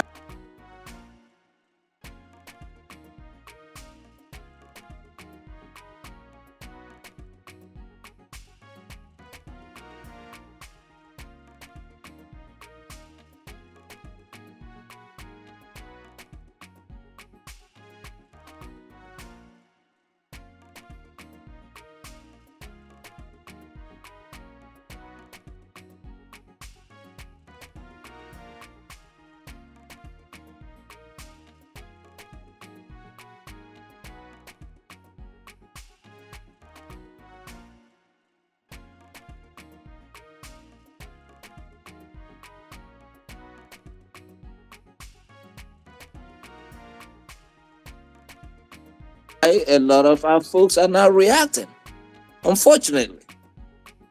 So you have the problem. That explains it. So we're looking at, from what you have said now, we have actually picked up another solution, which is a political solution. Yes. We have to. The political solution is that now power and resources have begun to trickle down to the local government level, where we may have access. So, if the youth of your community load your boss na gawa marara go local government, and then also Harube here, you go there and you make your presence known. There's insecurity in your town. You go to the local government and make your presence known. If you do it a few times, the local government chairman will now know he's not there just to remit money or take Ghana must go to the governor every month. He's there to actually work for the people. We have to do that. And then churches should get involved. Yes. In most developed countries, all churches may make political moves that shakes things and changes things. Our pastors should stop preaching, once you receive it, do this and you'll be rich. No. Let's be a little activists in our own spaces. Let them move, let them sensitize the people. You have access to a good number of people. In an average, let me use Catholic Church for example. In an average Catholic church in the Southeast on a Sunday, they have access to at least 100 people, or let's say 50. What are you telling those 50 people about about these things? Or are you just talking about money or some other stories that does not resonate with them? So we have to use these groups. We have several platforms now, like in Key Creator now. We're discussing it and the word is getting out. So what are we doing in bars, in eateries and all that stuff? We have to make this a legit concern. Maybe if it resonates very well, the people who are mad that in the mother react and we beginning to do something, maybe they will help. That's part of it. That's the sociological aspect of it. Information sharing and awareness, consciousness. There were. Thank you so much. Thank you so much. Oh God, yeah. Kunyaya, can we a few more minutes? This is 13 minutes. Just 3 minutes actually. Just 2 minutes because in my house, Chayaku about the potentials IPOB Kale Ebo, right? Yes. Before going to whatever it is, Keta. It had exactly cool sense. This is the first time I meet you. I'm a before, but it's very clear. No one well, and anybody where even a pea-sized brain knows, like, can just tell what should be, what makes sense, and what doesn't make sense, right? Absolutely. Because every time these charlatans son on a Biafra Republic in exile, every time again a hakura, igwa hana method do na adroma. Your motive uji bido. We understand it. We can feel it. We can resonate with it. Manotu nusieje adroma. The first thing I had even after Kigwacha he had now Ochiayaku, it's never enough for them. Which brings me to understand Nandi Abu no bloodthirsty demons. Bloodthirsty devils who never any actual true stake. It's either any actual true stake in Igbo. But I had this so easily, like they're so easily prone to destroy Igbo. Either that or you're dealing with a bunch of people nenwero ogugu isi. It's just like I believe that, and it's really sad. I believe that Ochaya has actually pinpointed the problem, even with these elements you are describing now. I mean, from what you're saying, you can see the psychological angle to what you're talking about. Some of these people are actually struggling. I believe that. And the best we can do is to first of all recognize them as Omunai, then find the ways to engage the ones we can engage, and find the ways to also reorient the ones that we can reorient. For Nigeria, Nigeria, and you see to engage. Now you as powerful as consistent, reasonable declarations and good words. It's just no when did not even happen again a high reason. Don't engage them. Don't engage them. The engaging with them is like you're talking to a donkey, expecting it to talk back to you like a human Don't being. Engage them. Instead of it that when you have a stake in a system, you wouldn't want that system to break. Yes. As I am now, anywhere more on a village. I have some other investment. I still have family there that I love, that I care about. Apart from the fact that I love Igbo land, why would I contribute money for people to go and kill fellow Igbos? Igbo. It does not make any sense to me. I would rather contribute money to form a pressure group that would demand changes from the government. And if you do not do this, we will not vote for you. Again, this is your last chance to be in office. And this is what we've been preaching. They have the numbers. Ego Ijiazu AK-47 to go and shoot out a market. Use that money to do micro developments. And when you do that, you will have political power and will to decide stuff. Until it gets to the point where maybe Onyandiane Ekuru achohen on it, then you use force, but not targeted. Surgical insertion of force. You just don't go, you shoot anyhow at random. You can make a political statement through weapon system. and things change. So sorry to cut you off. What we enjoy you quickly on Ruben at that point in Ekwoku. Do you think we're not there yet? Because in Ekwoku tried this, mediation, then Oruzio, at some point you have to use force. Getting Webo that point or Erugo that point or not? Force. We started using force from the beginning, so it went rogue so quickly. We went to the fourth point of operation instead of starting from the first. So now what everybody knows and understands is the use of force. And once you introduce the use of force in any process, it is very, very difficult to rein it back in. Because now, Monyo Basara, Monyo na Basa is using force to do their own bidding. Okay? Most of these criminals are now who are committing this crime do not care about Nnamdi Kanu that's locked up. Some of them don't even know him. Some of these people who known armed robbers who are going out there using the name of IPOP or whatever to commit the offenses. Some of your brothers who know here now, Zambia, on exile, are folks that do not have much commitment, even in the countries where they live in.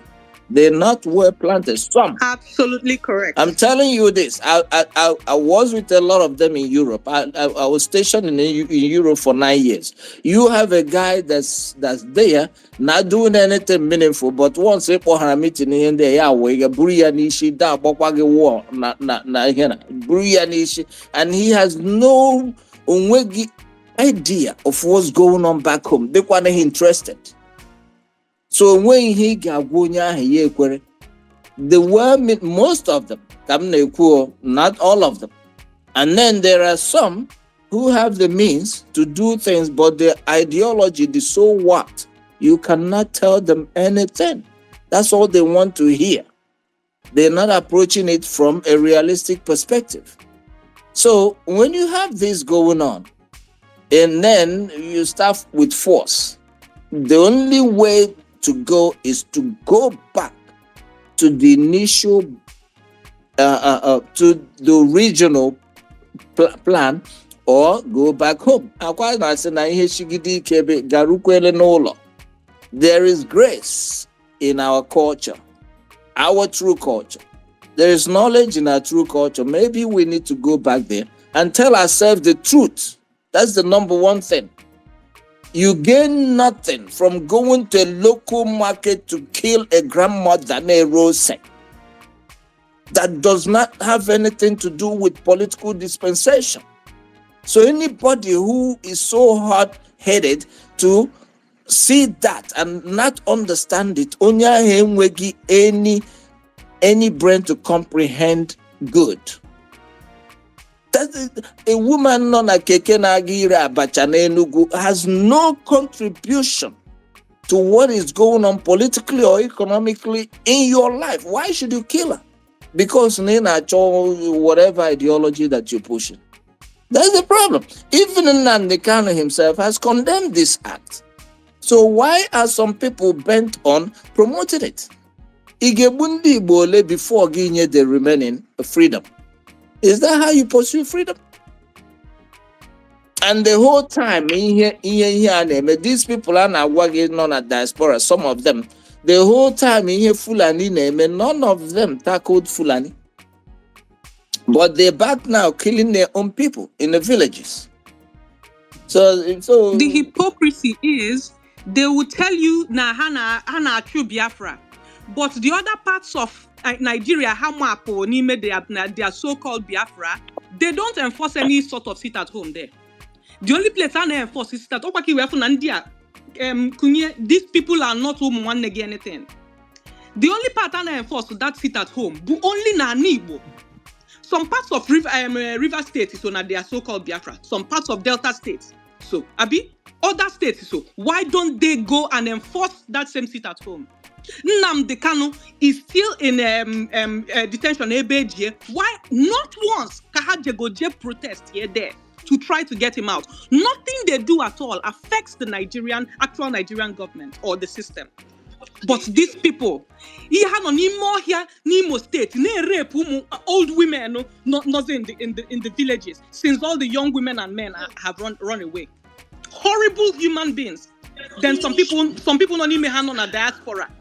So ihe a na-agbakasị marụ, but no problem. All right. We'll get them. Okay. Kedu onye na-ekwu okwu?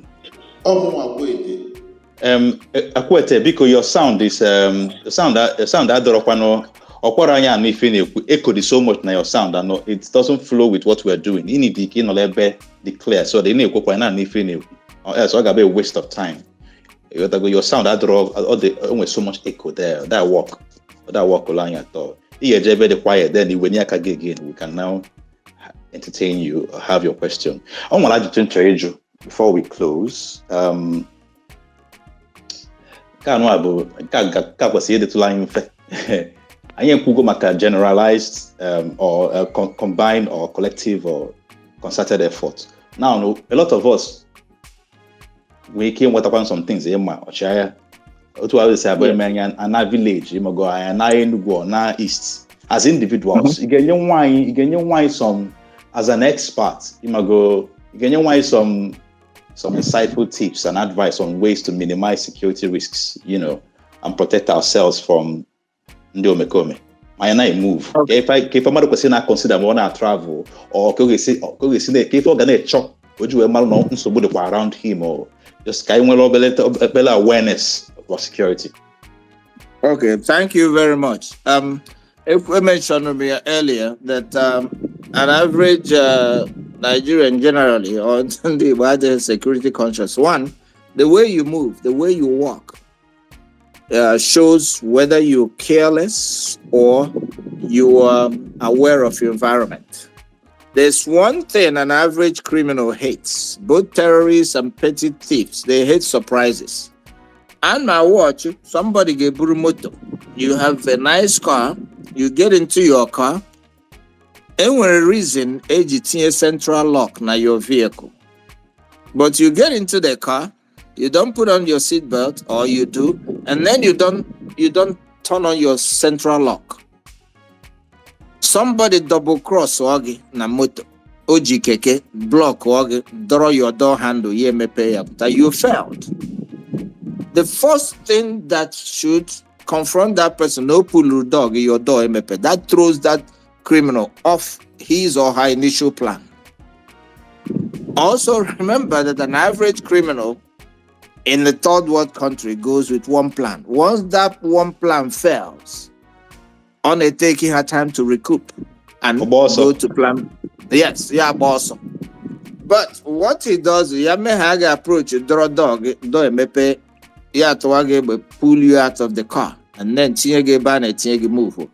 That's what we do. You come in, you're driving into your yard. You don't use in a driver from town, maybe going into your village, or you're driving around.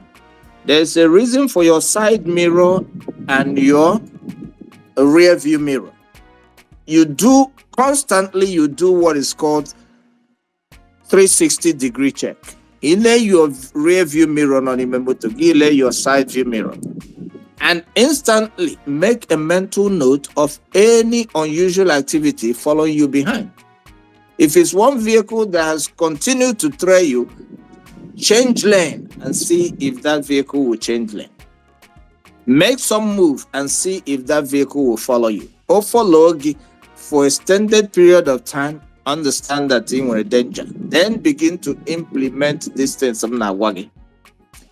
Thirdly, some of you get pulled up lackadaisically. You're leaning over your vehicle and you're talking, relax. You're following a gym not talker. And then the girl who goes by, you start to talk to her. You roll down your window, you start to talk to her. That shows that you were an easy target. You don't make yourself a soft target. It's in a motor park here. You do this 360 scan. You look through your rear view mirror. You look through your side view mirror. And then give door. You put a hand at door. If you're going across the street, you run across the street. You don't walk. That shows somebody who is active, that can resist any force coming to you. You will not make yourself. These are individual things you do to position yourself as a hard target. And when they see you like that, they leave you alone. Or now log it gated. In where a gate man. Before you get to your gate, place a quick call. Hey, listen. Be on standby. In 5 minutes, open the gate. Irute na begi or na moto or keke or in a okada. So pass your gate. We're reverse. Bia. If you're waiting for your gate man to open the gate, do not reverse. Always back in. Because what that does is giving you a clear view and you are at a ready posture. If anybody tries to come in and waylay you, block, you can put yourself in drive and hit them. He hits you twice, you will back off. Yes, and you drive off. This is how you prepare yourself. But if you drive or in, now they're coming from the back, they blocked you. Or this is immediately. And you have to think of this all the time. That you have to think of it to the point that you become paranoid. That all the time there's somebody ready to pick you up. So that your antennas will always be up. This is how to position yourself in in an insecure environment. You go to drink, you go to a bar or to eat. Walk in there, do a 360-degree check. Quickly. Then norala. Don't talk too much. Don't be over-expressive, nor quiet. Really go on Ibra with some friends. Make it snappy. Place a time on it. I'm not going to go to an eatery and sit there talking and shouting all day. No. I have time. And we're meeting. Even if I tell you that I'm staying there for 2 hours, I'm not going to stay there for 2 hours.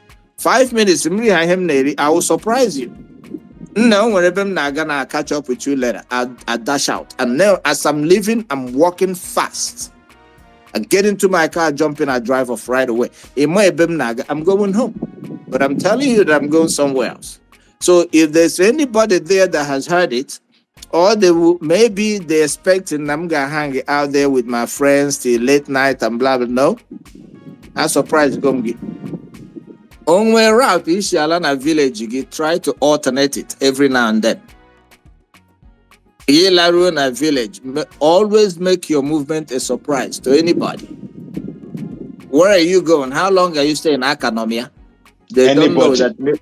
Yes, anybody. The reason why you make it anybody is because you don't know who's listening. Okay? And you don't know who out of excitement. When I pop into Nigeria, nobody knows. My family, my relatives, none of them show up. Some of them I might be anytime. And when I leave, they don't know. How long can I know? I still day. I can want them some time to stay. I'm leaving the next morning. So at no point, the only person that has my itinerary movement or anything is my wife. And that's the only person that controls. I don't care who you are. Because even when you can go one nigga out of excitement, you have a friend. They might only they happy for you and only not they happy for you. Before you know it, you've been thrilled. Okay? So these are some of the ways that you can, at least on a personal level, package yourself. So when you pop into town, you pop out. Don't talk too much. Don't be too loud. Need to honor what you have and what you don't have. It's quite unfortunate. We're blessed and we're supposed to show that we're blessed, but we can't because of the environment we're in. And then do not criticize people that don't have. That breeds resentment. Before you know it, people are ganging up to hurt you. When you go to a supermarket, have somebody else around. I go try here. Get the person your card or the money to pay. You walk out fast. If you enter any place, enter fast. Walk with your head up, broad shoulders, quickly, and when you leave very fast. That is the way you create awareness that you know your environment.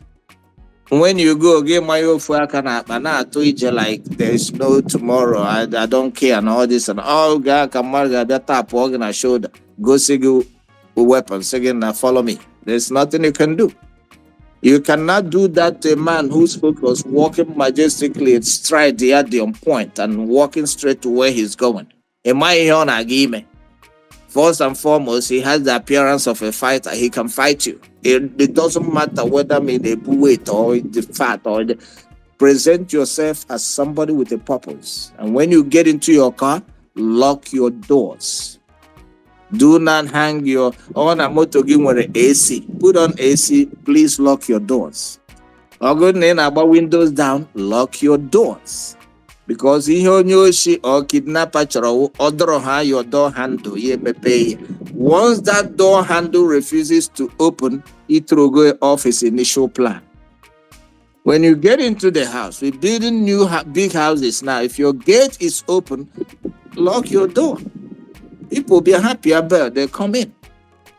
Same as in the village. If you can manage that, fine. Find another way. Do not give too much information about yourself anywhere you go.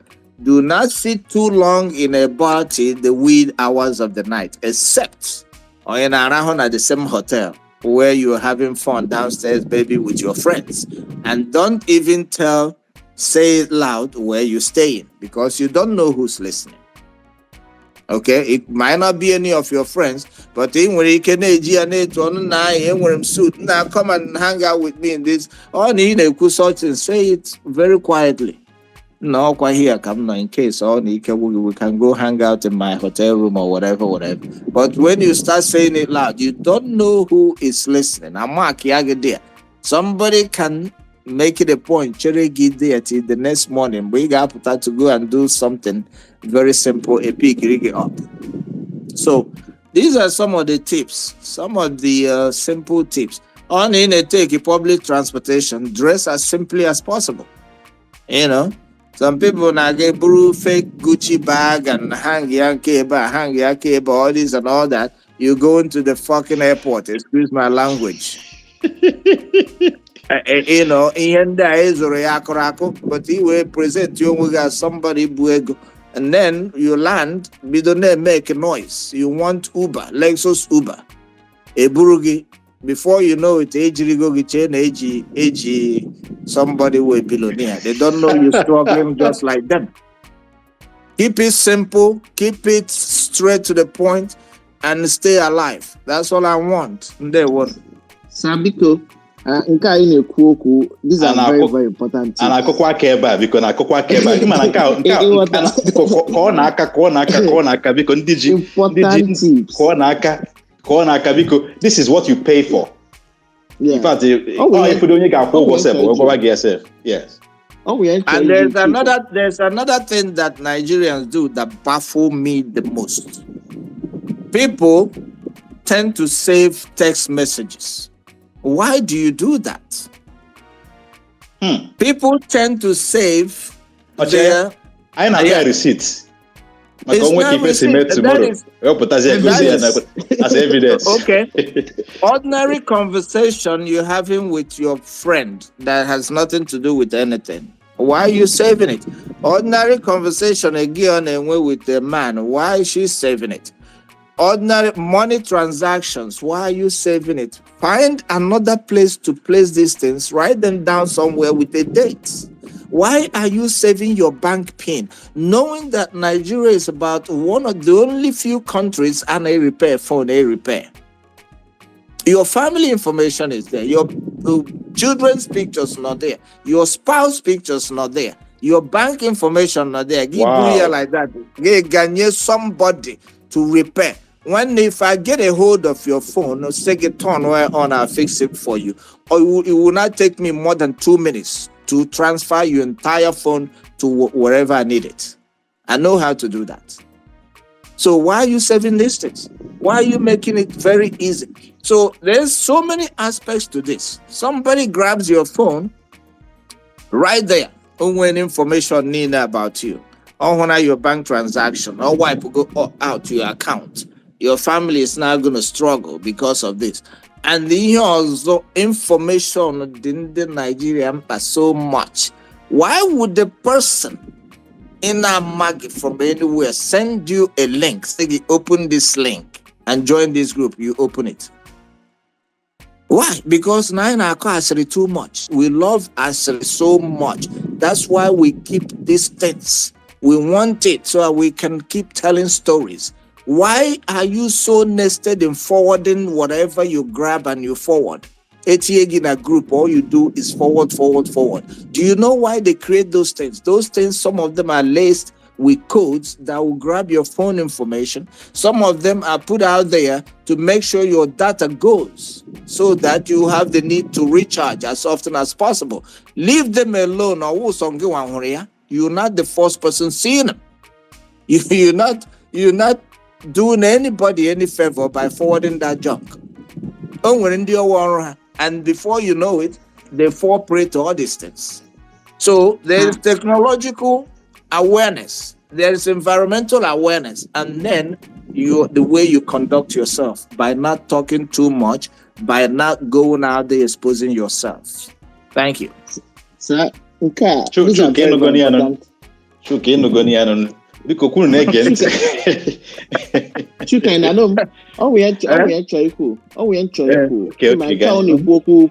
Preventive tips now, and I already know very important.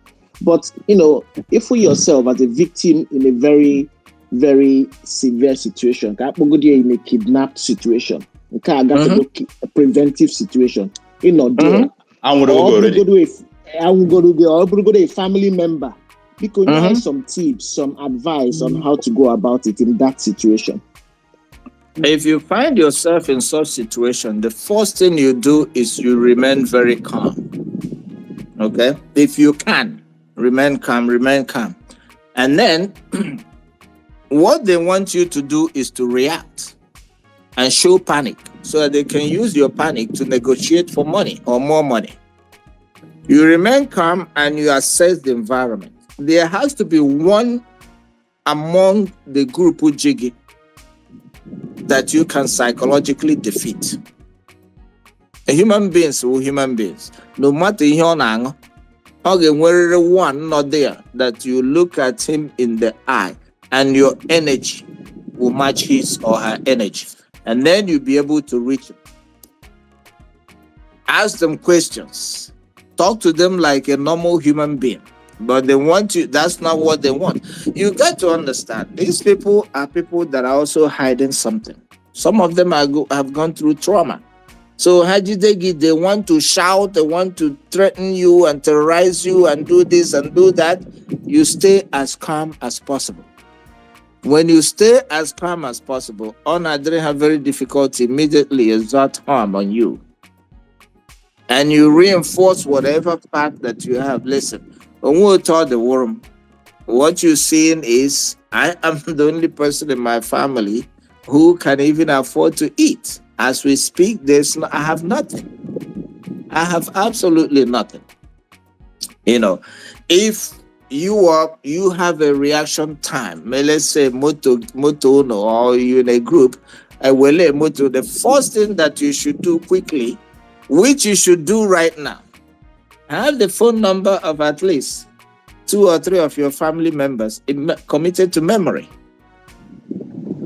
So that if anybody catches you and you have a quick reaction time, you can turn your phone to factory mode immediately, wipes off everything. Immediately. Before another phone, you click, you go to your reset button and you click that button, your phone goes into factory setting. Every information there goes away. So when you begin to tell them that I'm nobody, I have nothing, they will kind of believe you, maybe, except they say to get up. But when they grab your phone, which is the first thing they go after, they scroll through the numbers, and now number and now WhatsApp group you joining, and now message you send your side chick and the money wire everywhere. Then you turn around and tell them they're Ghana. No way. So these are small measures, but Sorry to interrupt in this way, but if people now, I felt that there are questions people want to ask about it. Don't you think now wipe the memory of my phone, like we said here? Don't you think that might make them react in a way that they might even kill me? You can claim anything. You can tell them that this is a new phone. You went to fix your phone. That even is said to be here. Then they will get upset. But here they will not question that. I've said, I just had this phone fixed. Oh yeah, I'm gonna use to see if I can get access to my contacts again. And then if you have Google, you save your contacts in Google. So at the wipe, go to your phone, both your pictures and your contacts will still be in Google. You go there, plug your phone, and you get it back. But tag your phone that phone a repository of a lot of information. Then you can use it to go after other people or to blackmail some people. So that is one of the things. I mean, by the time you get to this point and you've done everything, another thing, my brother, is to believe in God. Hopefully, things will turn out okay. You can do whatever you can, and in some cases, and your good is not enough. So, any particular, the only thing is that at least you do your best to help the situation, and then let God and the authorities do the rest. Okay. Very balanced, very, very balanced. And we'll also change in accordance to this particular. Now, so this area now, again. Let's maximize it. Let's stick to this area. Because when we fall on to add it to that security tips on Igbo.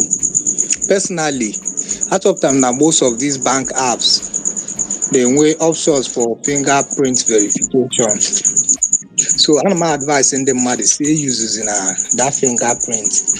On can be used PIN because when we go this situation, when I first get PIN again, feel now they panicked. So you need to go there wrong.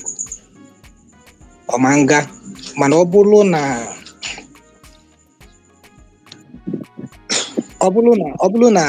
your this thing fingerprint the active. The person will just simply place it on your finger. The thing authorize here. Then secondly, all those sensitive apps that has to do with financial stuff. On our music, so phone number now way that function on a web and things like that.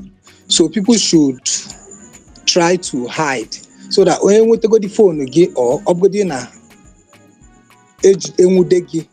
and the process of trying to force you to access those things, they will see it that you don't even have the things they are looking for on your phone. So we believe my name will force on top where add beacon very quickly. I hope not tip. My kind of chicken not get out. You get head away back to 12 a.m. Nigerian time. So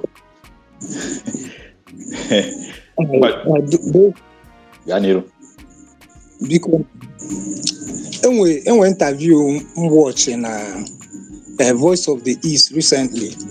It was about a power tussle between two people, Choibo King na Choibo Eze na run this work.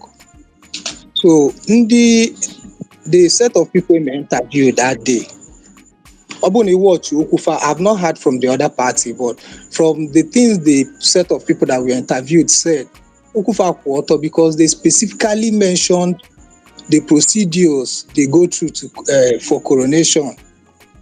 We to NACG trucks of armed men where batter the community because of onye obure kwesebo eze. So the thing when they go see, because I may believe for one of those people they believe in insecurity in their experience in an Igbo government mama care. farmer makie because ọ bụrụ na farmer makie this thing aka akwụsịgo. The insecurity anyị na-enwe n'ala Igbo is being sponsored by these people. Ọ bụrụ na ije Voice of the East, you will see that interview. You can go and watch it. Okay. You don't even need to. Okay. Then secondly, enwe ajụjụ chọrọ ịjụ ọchịagha. Voice of the East wee nochie ajụjụ gị. Voice of the East ka anyị nụziri. Ịrapụ ajụjụ ga-ajụ. Gawa Voice of the East, but if for na time adọrọzi now, ngwa jụọ ajụjụ gị. I'm not against anything, but jụọ ajụjụ gị. Okay, biko. Amago m enenego m abụrọ m a security expert. Mana enenego m ife na-eme in Nigeria as a whole, then Southeast in particular. Na ọ ya afịa ezigbo arụ ike ọbụ all these things na-eme nọ. Mana achọrọ m ịjụ ajụjụ. Enwego ka somebody si jụọ ajụjụ ma the freedom of Nnamdi Kanu ọ ya kwụsịnwu insecurity n'ala Igbo? If yes, how? And if no, why? Good question. Oshaya, do you want to respond to this? Well, that is somewhat of a political question. Like I said before, there were areas that I'm not really conversant delving into, because that means that I will be an expert on IPOB, which I'm not. Okay. So I am based on my general experience with environmental security. Okay. And the IPOB stuff is not something that I'm an expert on. I'm sorry. Okay. So what the road? Okay. If in Gunia Nuchenna.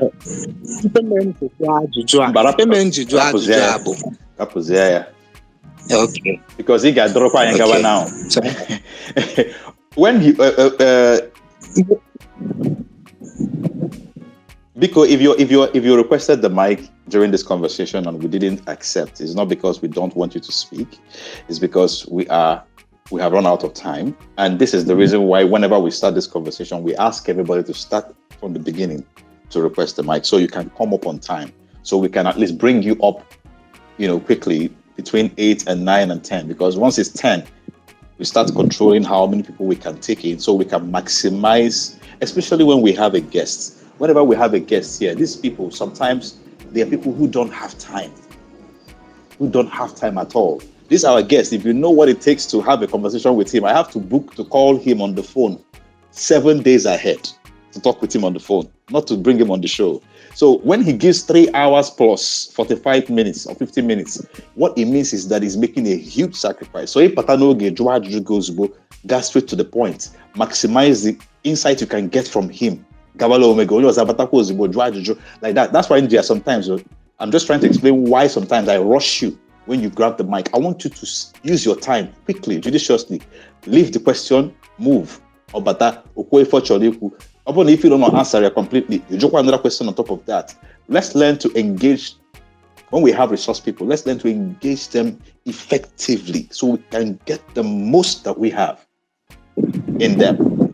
Okay, I care a lot when we have these conversations, because we'll be having more people like this as we go. It's been a beautiful, beautiful conversation with Ocha. I had this thing in mind that I wanted to ask, but I actually look about, so I can reserve where now. More we're clear about that one. What is the advice on how to handle that? And then how can the Omonwa avoid getting into trouble while they're doing whatever they're doing? We're not promoting it, but at the same time, people should know how to protect themselves no matter what's going on. Because I know I post videos on Twitter and Instagram and TikTok all the time about this. Oh God, I went careful just yesterday. Two girls, they were to be caught. They were to be butchered in a hotel room. What saved them was that they were negotiating. The criminals were negotiating with the people they are going to sell the body parts to or whatever to, and then they left the room. So the girls struck them up on a window or on a balcony. The mother were from outside the hotel. That's how they were rescued. That's it. Not there. It goes back to that. Need for to acquire things, need to have the best of things, which is also driven by economic challenges. Now, a young girl that will get up, chorus somebody in Amaha that well, and go, go on a hotel just because no she overseas or no go moto. And one particular hotel giga. First and foremost, none of your relatives or friends will idea where you are. That's the first thing you do. I'm going to so and so place. And my who a friend, and my who so and so person. And then you get there, you place a call. The person where I get I'm not the hotel right now with you.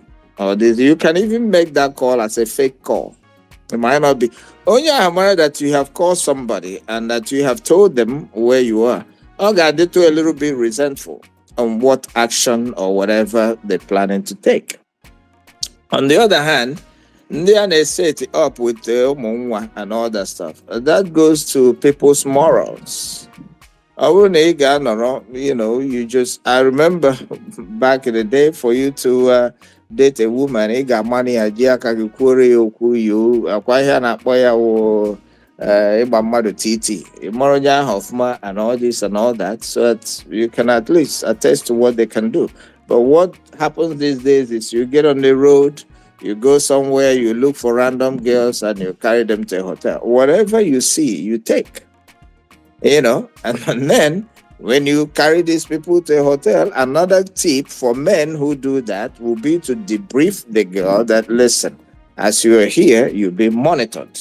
Any move, I would not hesitate to take you out. So you issue a threat of force, first and foremost, then you relax. And as that any mismovement or misbehavior that that you receive it from a very deadly end. So these things go both ways, both for the girl naga to an unknown person and for the man who's picking up an unknown woman.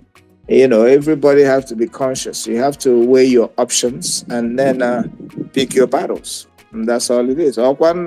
It's really safe. That's not your thing. When they stay home. Whatever you have at home is better than that's my own principle. Exactly. Lastly, this is something that a lot of people here are familiar with, especially those who live in diaspora. Flying to Nigeria and back and all that. I think there are people encounter certain things that can put them in danger, especially landing at the airport or before you even leave where you are to Nigeria, or when you're in Nigeria, when you get to the airport, or when you are returning and when you wait to the airport. There are dangers that await people sometimes, especially to deal with in the Shoji, in the Uwoji, and some other things. So again, you want some guide on how to protect ourselves around those places and traveling generally by flight. Well, most people that come in from diaspora usually and then what that requires is you only have any family in town. You probably have to go to the hotel and wait for the next morning. And now with the most volatile time, probably I get just Sarogi or whatever. There are so many ways to combat that. When you come out of the airport, you have your luggage and stuff, and there's somebody there waiting for you. Let them carry your luggage. Move.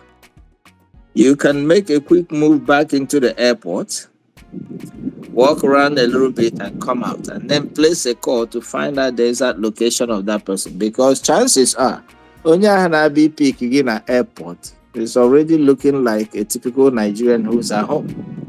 You can hire as an Uber driver or taxi driver, but what they will be looking for is that time on a gap between from the door of the airport to the vehicle.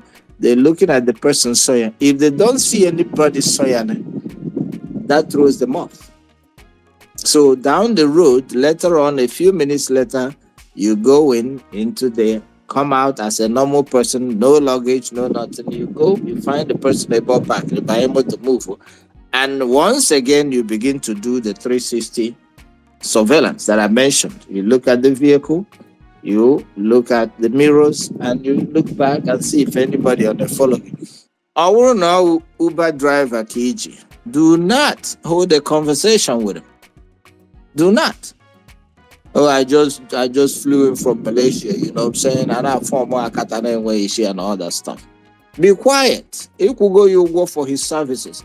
When he cannot figure you out through conversation, he will leave you alone.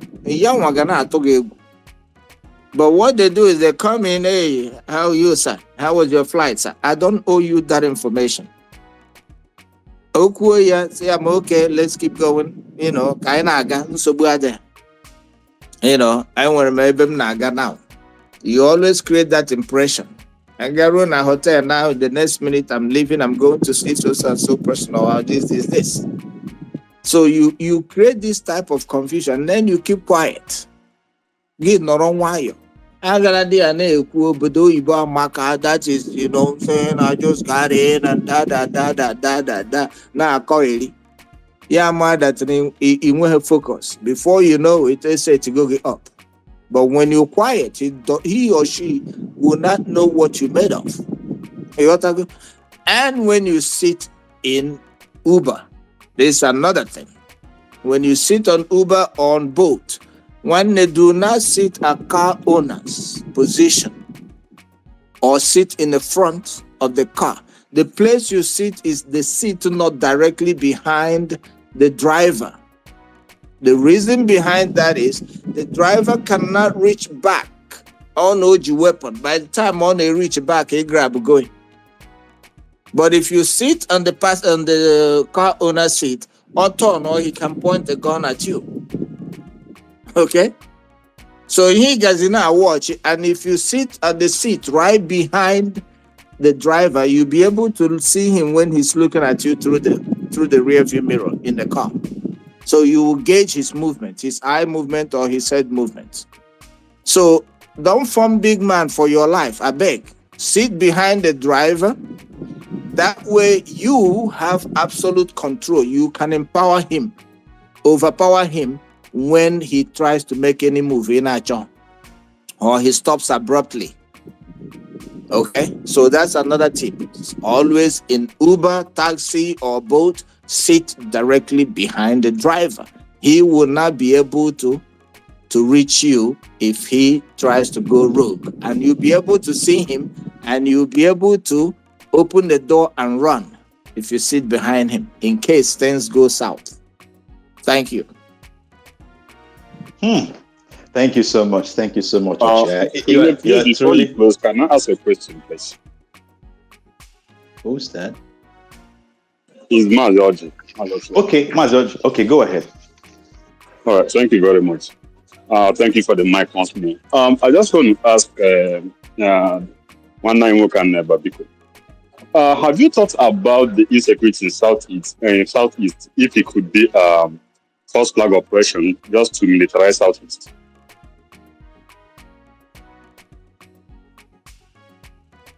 I don't know if he heard me.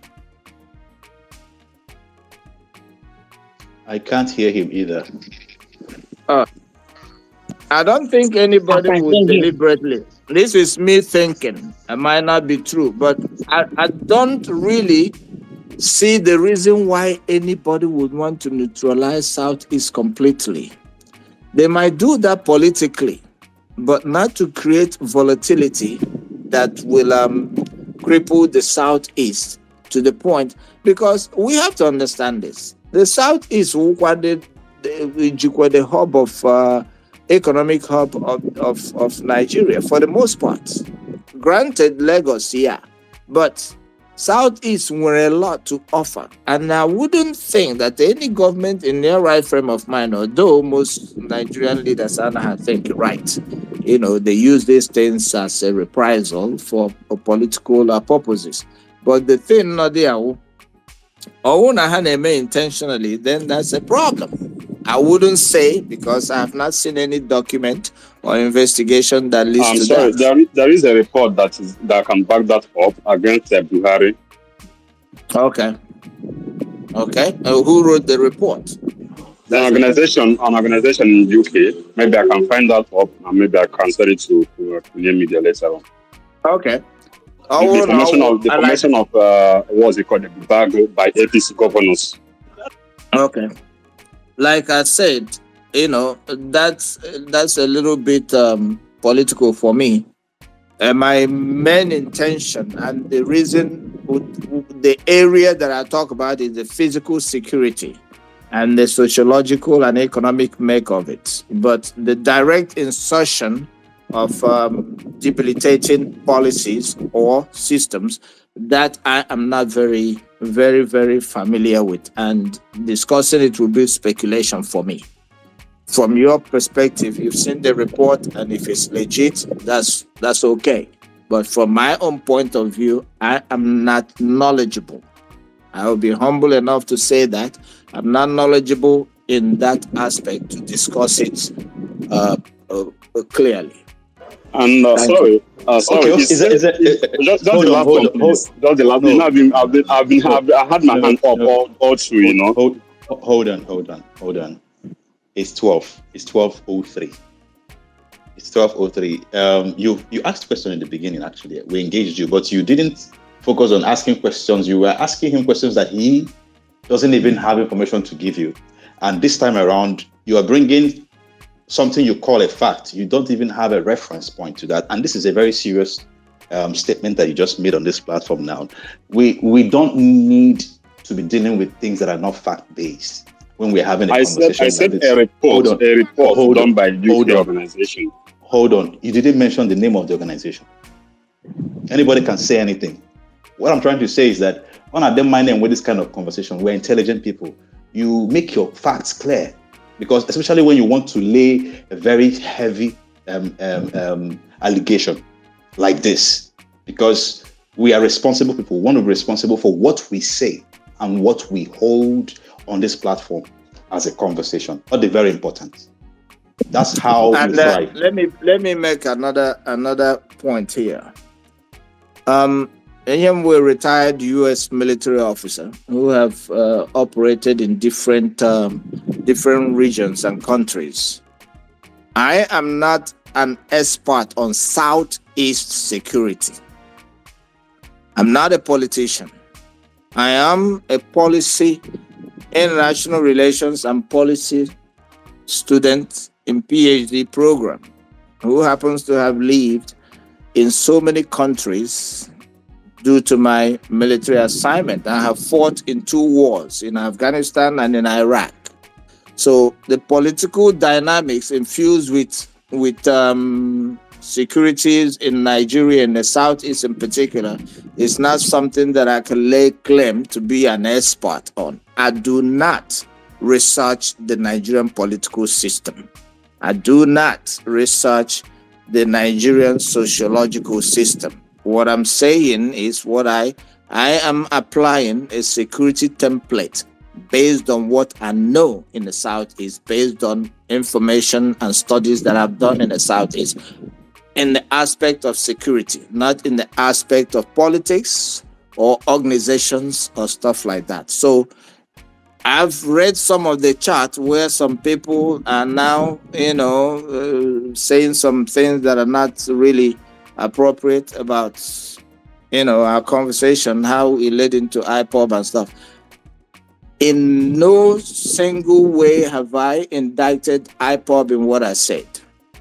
In no single measure have I indicted anybody.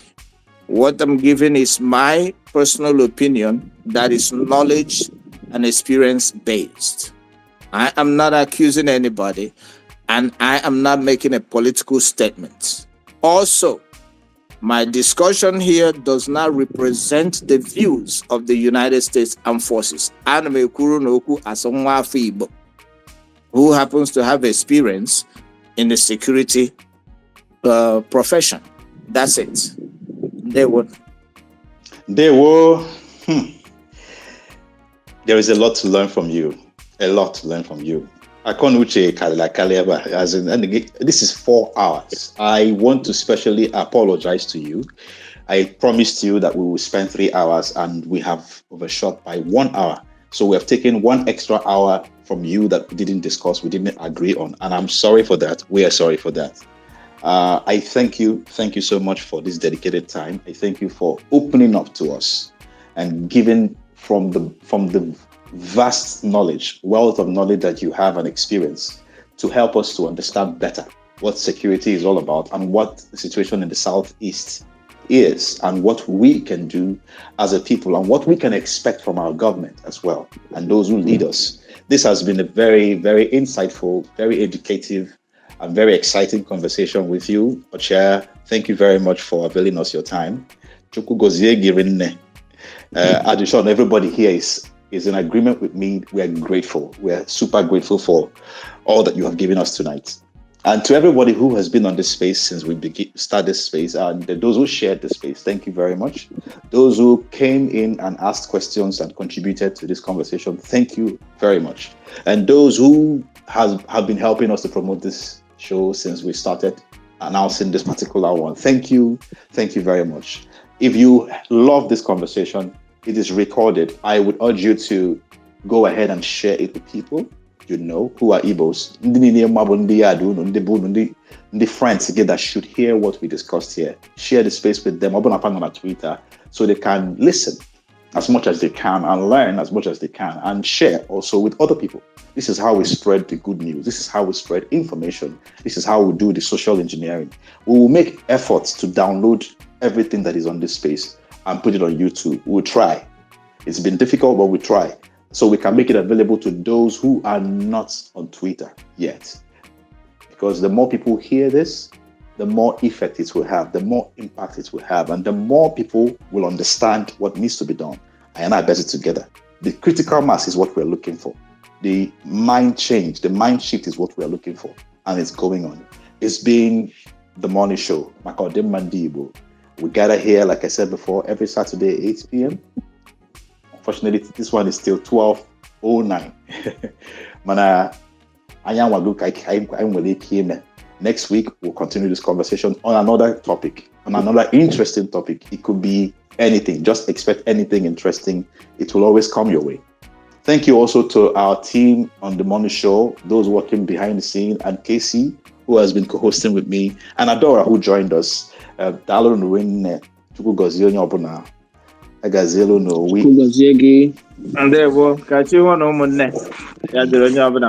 Agazelo no ayapo. It's the MONI show.